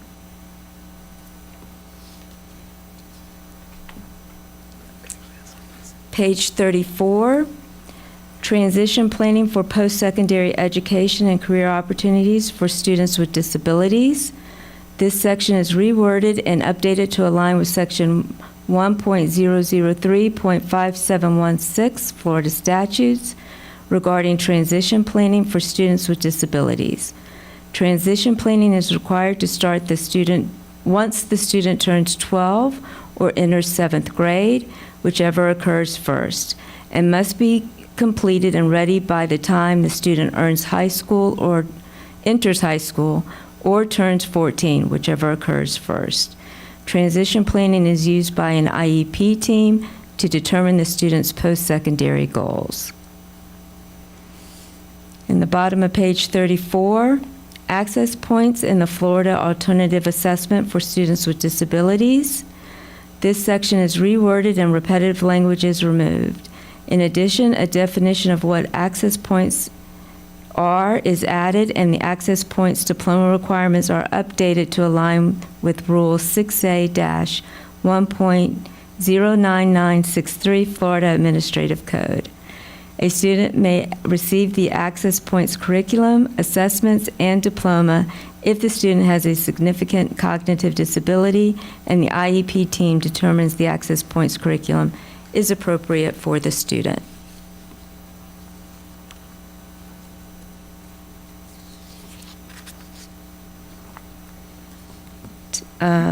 Midway, well, sort of at the top of page 36. Academic and employment competencies for students with disabilities. This section is reworded and updated to remove the high school graduation requirements, as these are already included in the high school section of this handbook.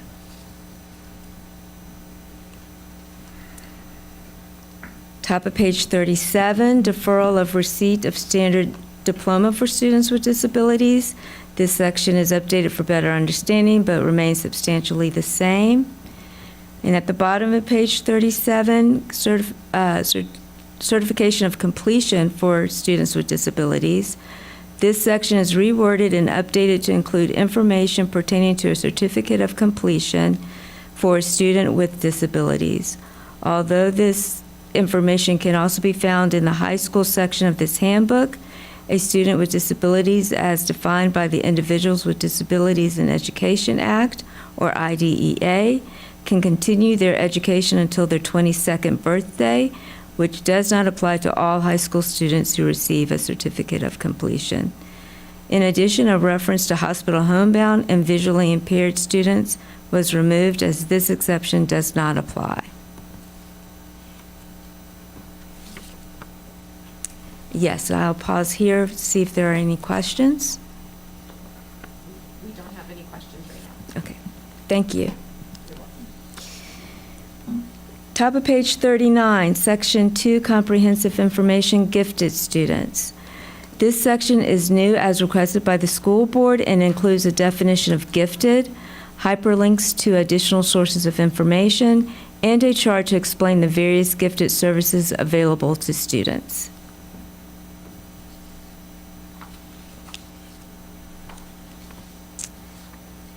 Top of page 40, Section 2, Comprehensive Information, English Language Learners. Majority of this section is consolidated and reorganized. In addition, the language is updated to make it more understandable for our readers, but remains substantially the same. The section Identification of ELL Students, in the middle of page 40, this section is removed as this does not correlate with student progression. And also academic progress and plan for ELL students. This section was updated to remove repetitive information that is contained throughout this handbook, such as good cause exemption for ELL students, and also updated to identify the members of an ELL committee.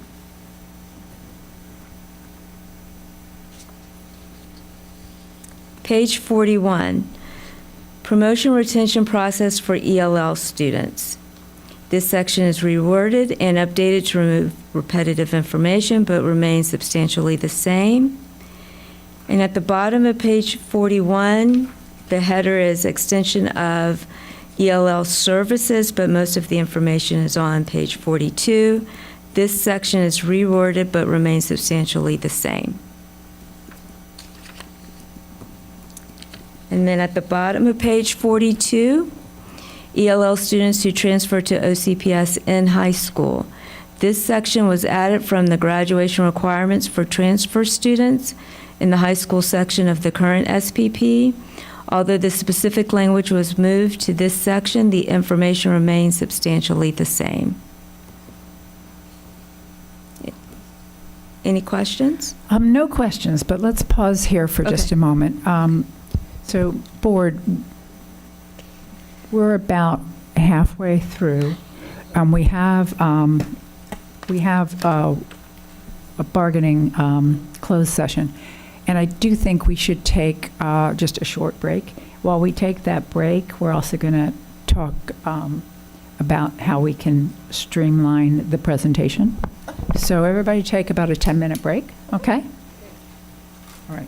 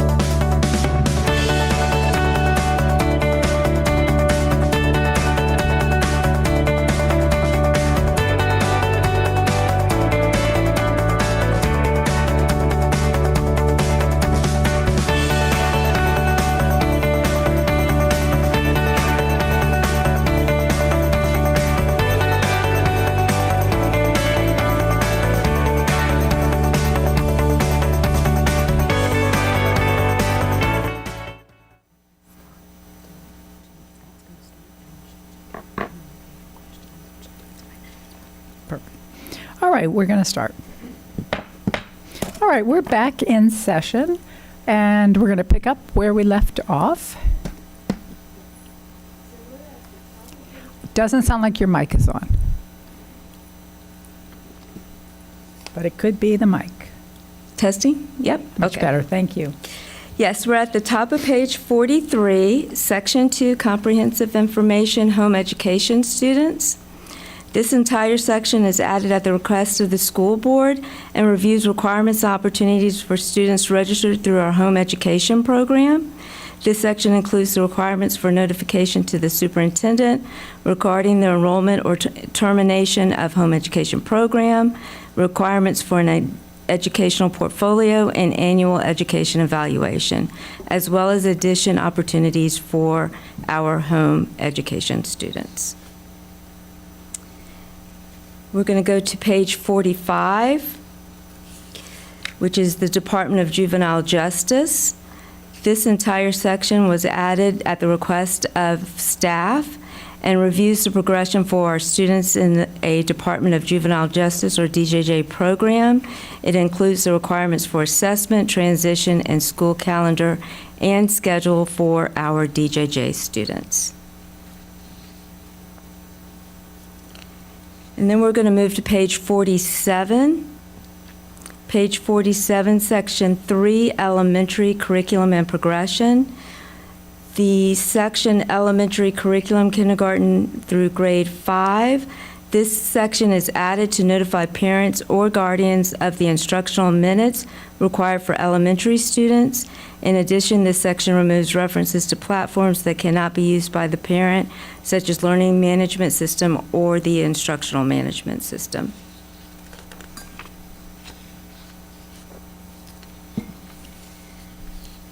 Why don't we hold for just a minute for Vice Chair?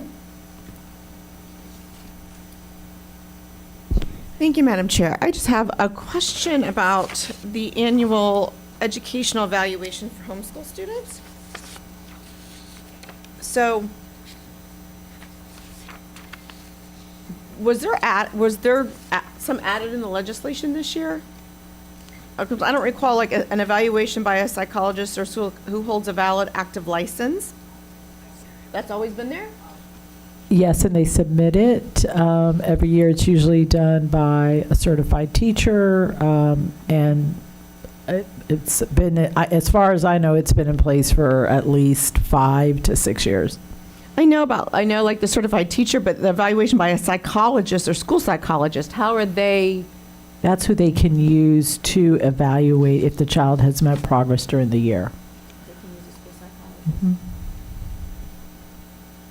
Is a school psychologist, are they trained in academic gains? They are? Okay. That was just new. And then, can you give me an example of an evaluation or a valid measurement tool that we would use that our OCPS would kind of agree on other than what was listed?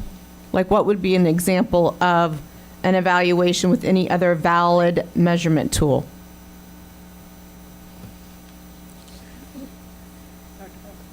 I don't know where she's referring. Sure. It's the last bullet point. Okay, Yeah. I'm sorry.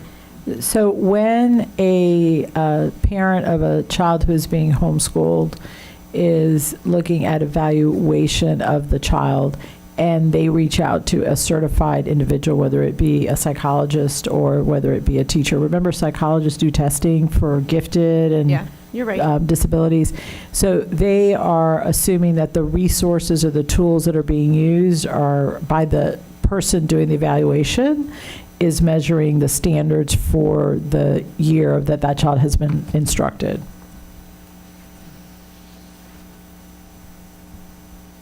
So it could be a comprehensive assessment test. It could be a portfolio the child has put together. It could be a combination of tests that the child has taken throughout the year, and they're presenting it to the individual to then evaluate whether those met the standards. It is, I can definitely say that it is not something that is heavily regulated or has been in the past, and I believe that, there's rationales to why that's, for example, we have students that may not pass our state assessment, and I'll use third grade, which is required for promotion, and we have various alternatives to proving that they have mastered the standards, not just the FASTER test, including portfolio that are that contain items throughout the year, targeting the various standards that are used to promote a child from third to fourth grade. Thank you for that. And then one final question. So if we have a student, I think I know the answer to this. If we have a student that fails to pass that third grade FAST test, they could withdraw their child from school, put them in fourth grade homeschool, and as long as they saw growth in fourth grade through a portfolio or a certified teacher, they could then put their child back in school in fifth grade. And they would be in fifth grade. Yes, and we would, first we would look at the alternative methods that we are able to use to assess whether that child has met the standards. But yes, if the child fails on all of those items, then the parent can withdraw them and do as you stated. Thank you. Thank you. Thank you. And if I could just add, Member Gallo, the information in this section came directly from 1002.41, so all the people that can do those are directly from statute. Okay, you're welcome.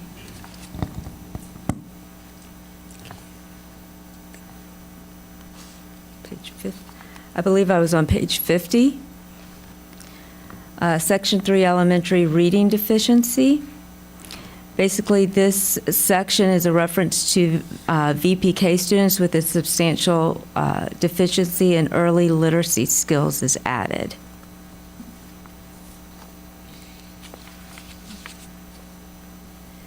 The top of page 52, we have section 3, math deficiency. This section is new and aligns with section 1008.25. If a student exhibits a substantial math deficiency, the parent will be notified and coordinated, and progress monitoring will commence for the student.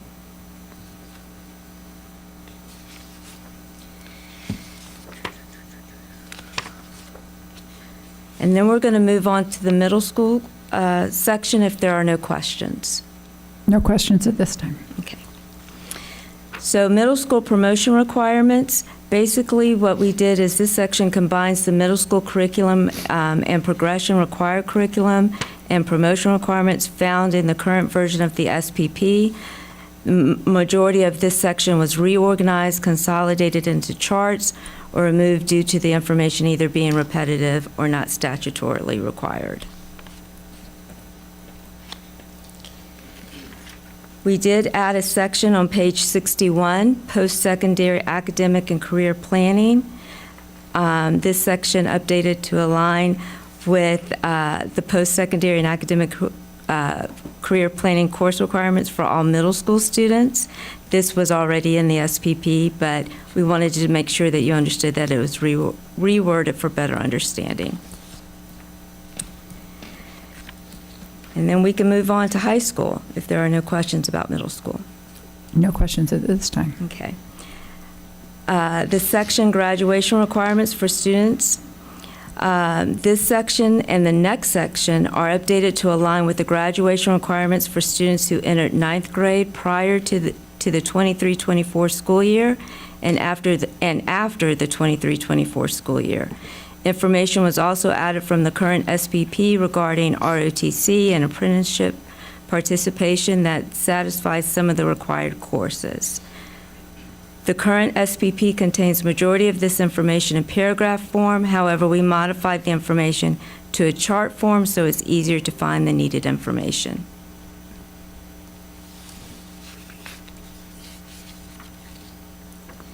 At the bottom of page 65, graduation assessment requirements. Although this information is included in the charts above, the school board requested that we also include the assessments that can be considered for concordant and/or comparative assessment scores. Therefore, this section was added. The two assessment students are required to pass that are required for graduation are the grade 10 ELA statewide standardized assessment and the Algebra 1 EOC. If a student cannot pass these two assessments, they can either continue to take the assessment or earn a concordant or comparative score on another assessment, such as ACT, SAT, ACT, etc. We have a question from Vice Chair. Thank you, Madam Chair. Is it no longer, and I think I know the answer, is it no longer a requirement for a high school student to take a half a credit online course? Did they remove that? They did. All right, Yes, thank you. they did. They did.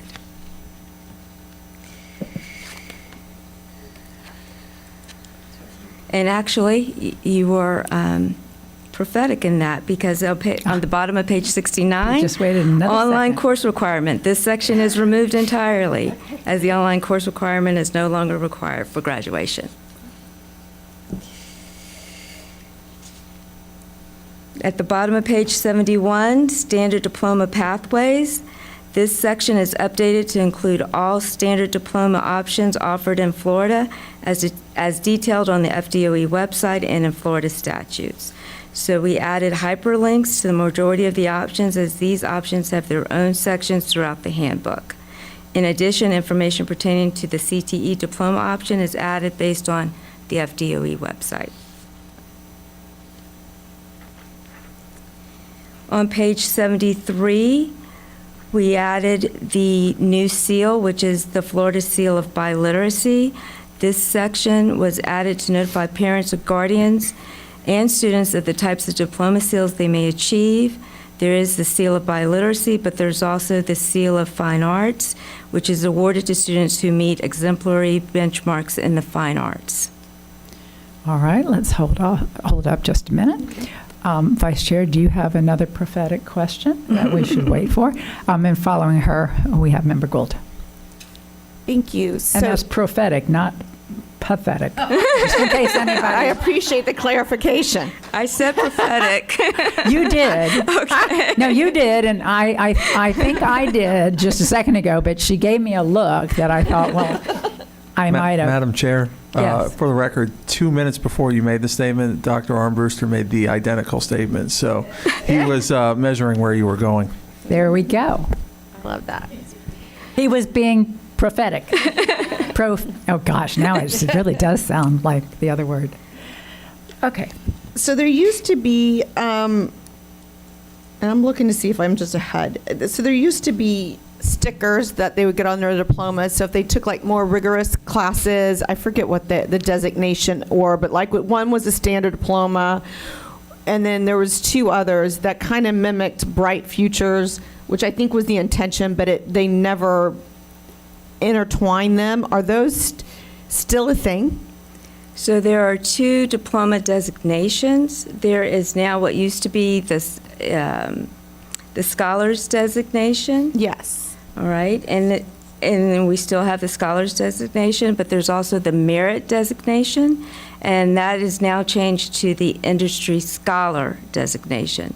So the Scholar Designation is at the bottom of page 72. Okay. And do colleges recognize any of these designations? I would have to defer to Mary on that one. Hi. So many colleges ask for a school or a district profile. So when they're looking at transcripts and things like that, they understand what that school or district does that may be different than others. Some look at that a lot. Smaller schools may, some don't. So if it's put into that profile, then yes, that might be something that the school would see. But by and large, it's something that's more for the state of Florida, and the state of Florida recognizes. Okay, thank you. And Member Gould. I love all the hyperlinks. I just want to point that out. Questions, now that the state is realizing that if we approach the whole child, that there's different interests and valid skills built. When you say lab, and I don't remember what page that was on, I think it was 70. When you say lab requirements, For graduation, I think it was 2 lab requirements. Sorry, I should have written it down.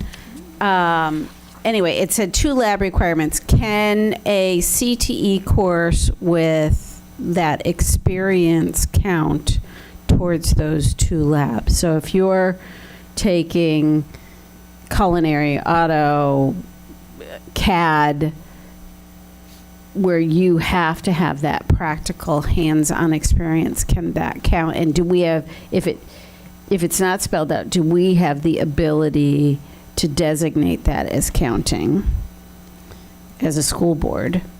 So I just want to point out that this is under the 3 credits for science, I believe, that you're looking at, that's needed for graduation. And if the But that's asterisk, so what's that asterisk to? Right. So under the career and technical education or practical arts, do those labs then replace that because it falls under that career and technical? Maybe that's the answer, is because it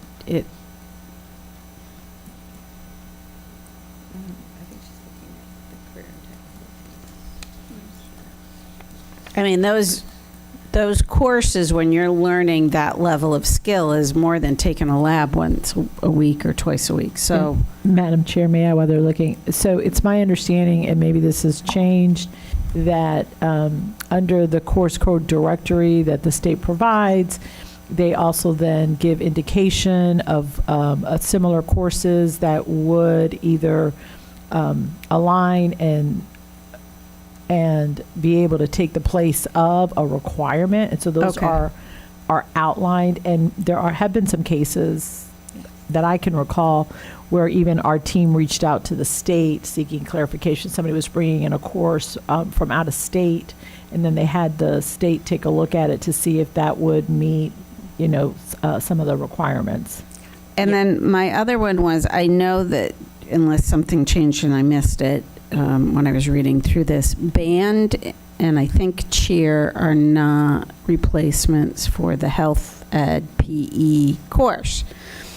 And I know it's not in statute, but do we have the ability as a school board to recognize marching band, let me clarify, marching band and cheer, and there was a third one, the ROTC now is, correct? It wasn't originally, I don't think.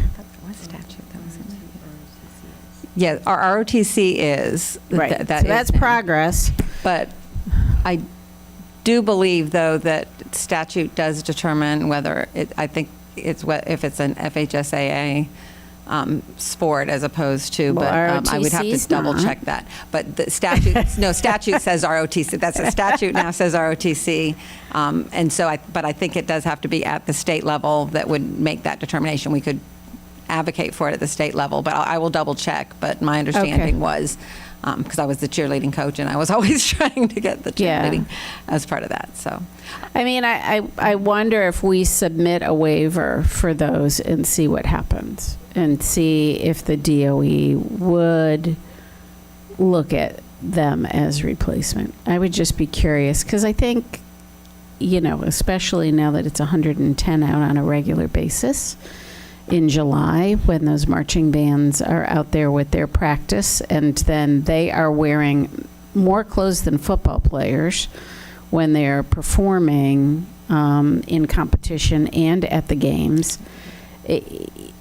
It's definitely equivalent. And the cheerleaders are in high competitions now, and their organization, I believe, is an accredited organization. So is band. But, I just... Yes, we can, and I know we have in the past. And again, if my memory serves me, part of it has to do with the amount of time, the minutes that are equated to marching band versus the orchestra, and then whether the standards that are being met. But we need to check, because I thought I did think at a point that my violinist didn't do anything physical. but I thought that there may have been a change with band. I don't remember about cheerleading, but I thought that there may have been something with band. Yeah. John? So in the statute 1003-4282, it says, completion of one semester with a grade of C or better in a marching band class and a physical activity class that requires participation in the marching band activities as an extracurricular activity or in a dance class shall satisfy 1/2 credit in physical education or 1/2 credit in performing arts. Okay, did I miss that in our booklet? I may have missed it. There's a lot of words in here. We can certainly go back and check and come back. I know that for the sense of time, we want to be able Sorry. to answer the questions, but we'll look at that. Oh, and I have one request, and I know and this is in the student handbook too, that I would like it. I've gotten a couple of inquiries from parents about who they should contact if they want to talk about their principal and not talk to their principal. And it's really, really, really, really, really hard to find. I haven't found it yet. I just know who it is, so I've sent it to these people. But if we could include it in like the Code of Student Conduct and in this, just as a resource, this is where they would naturally kind of go, I think, to look for this information. Yes, we'll make note of that. And we'll also try to see if we can make it more prominent than where it is currently on our website. Okay, thank you, Member Gould. I believe I was on post-secondary academic and career planning, page 74. Towards the bottom is just the header, and then basically the rest of the information is on page 75. The post-secondary academic and career planning section, this section is updated to remove requirements of the academic and career plan and only reference the plan, as this information is currently in the middle school section, so it was moved to the middle school section of the handbook.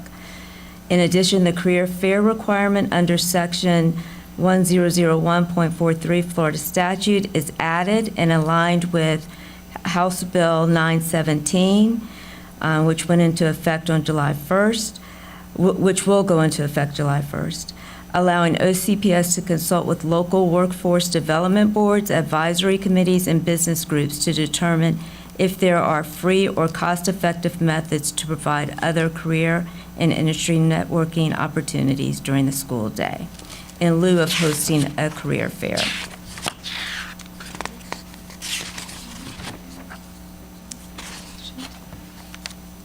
Any questions? No. Okay.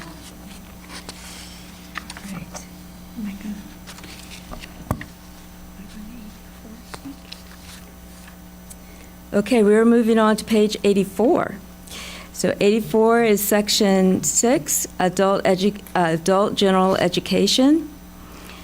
This section is updated to align with the rule 6A-10.040 and changes the test of adult basic education, or TABE, to the Comprehensive Adult Student Assessment System, or CASAS. And the rest of the information is the same. And at the bottom of page 85 is the General Education Development, or GED. This section was combined, found in the high school section and in the AGA section. Basically, this rule requires the SPP to contain an appeal process for denial of an underage waiver to take a high school equivalency diploma program, and also provide the contact name and number of someone within OCPS to assist with the process, both of which have been added here.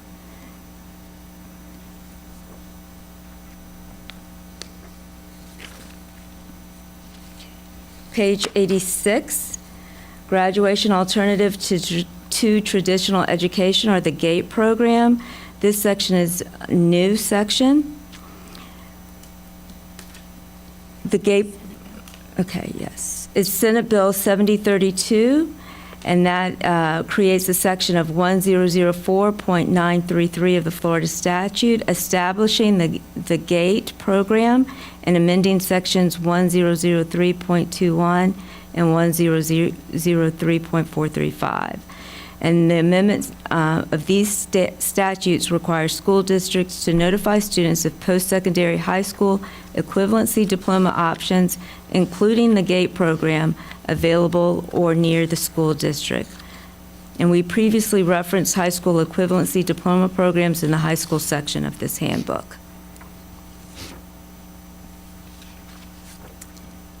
And then the final addition were our appendices, which of course you see here on page 90, which is Appendix A, OCPS magnet programs. We detailed the description of each magnet at each school.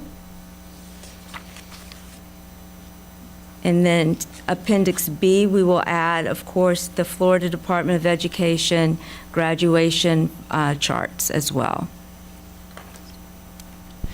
And then at the very end, there is a section where we removed complete sections from the current student progression plan, and that's just because they don't really have anything to do with student progression, or they're found in another board policy, and so they didn't really belong here. So a lot of the ones that we removed regarded enrollment, or exiting ESOL or programs like that. So with that, we conclude our presentation. Dr. Vasquez. All right. We still have Member Ferrant with us? Okay. That's right, I'm sorry. Well, we don't, okay, Member Castellanos. Why am I asking for somebody to talk? Okay, and then Dr. Vasquez is going to close this out. Go ahead. I just wanted to comment on the vast amount of work that you all did and compliment you on this task. Thank you. And the amount of work that you put into this really saves other people a lot of time in searching for information that they need. It is so much more clear and comprehensive at the same time, and I appreciate making it so parent-friendly. So thank you. Thank you, Dr. Castellanos. Member Salamanca. Yeah, same. It's going to be such a great resource to send parents to, and just to also just refresh your minds and always like have as a go-to. And so thank you so much for this work. It's really important. It really sets a good foundation for everything that we get asked a lot of. So we appreciate it. Dr. Vasquez. Thank you, Madam Chair. I have just a couple of points. Number one, we were able to research information about the 20%, 30%. And it was, we did have a time where the EOCs were required. We moved away from that. Districts were then able to determine how they would, they could determine what assessment tool can be used. We also found out that it did involve the Classroom Teachers Association back with, I believe, Diana Moore and Miss Wendy Dormal. They thought 30% was too much, so they agreed upon the 20% to be used. Although it would be used for teacher evaluation scores, it did not have to be used as part of teacher assessments. However, there was a concern from teachers that if it didn't count, that students would not take it seriously and thus could negatively impact their evaluation, their compensation as a result of that. So there's the history with that. Mary Bridges is having her team go back and will put together information to the board related to the weighting of courses, what the different colleges and universities, both in-state and out-of-state, are looking at, and we'll be able to provide that to the board within a short period of time. And then I want to end on a completely different note. I thought, we'd end on a positive note.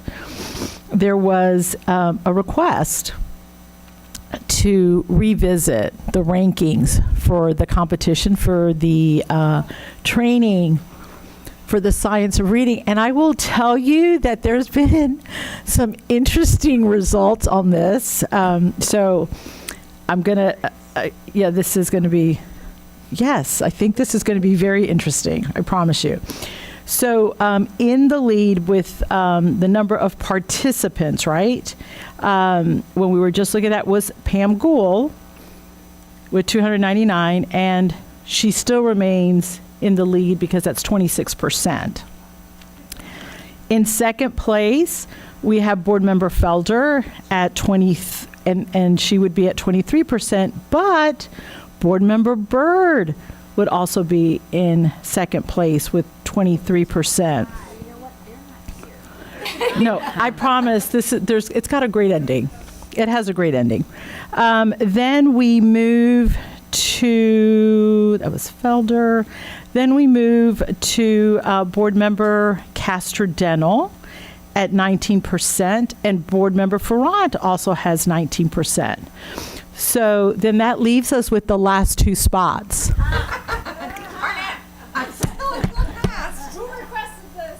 And so I am, I guess, happy, sad to report that both Board Member Gallo and Board Member Salamanca are tied for last place with 17%. Thank you, Madam Chair. I demand a recount.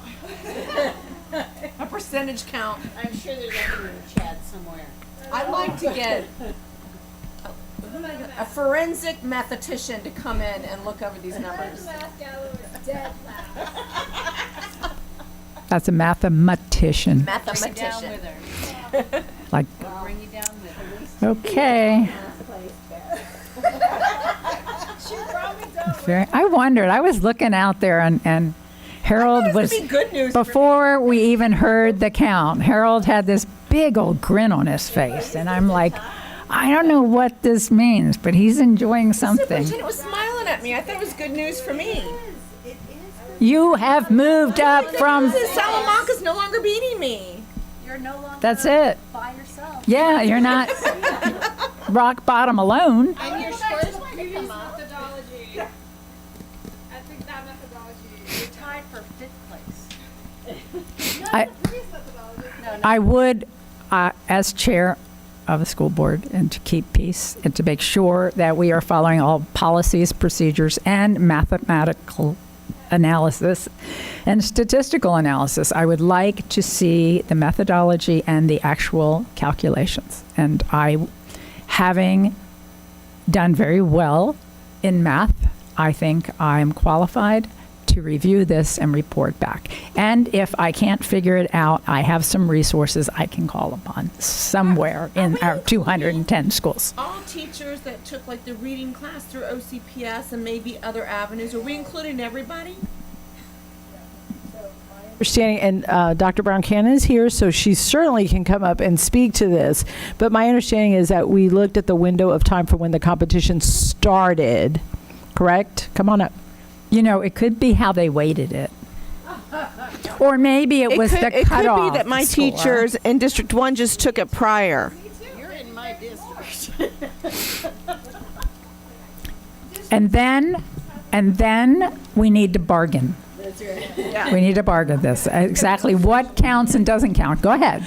Good afternoon, Board. So we included all of the trainings from the time frame in which the competition began. So that includes our AIM, our structured literacy, and also our offerings from the Reed Charitable Foundation.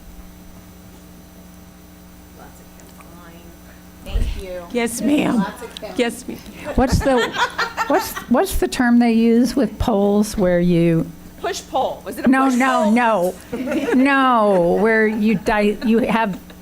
you're able to look at individual parts of it. Crosstabs. Yeah, we want to see the crosstabs. You know, she wants to see the crosstabs because once she has the crosstabs, she can figure out another way of calculating this so that she can win. I think you need to stop burdening the staff. Agreed. All right. Yep. All right. This meeting is adjourned. Do we need to announce at this meeting? No. Okay. This meeting is now adjourned. We are coming back.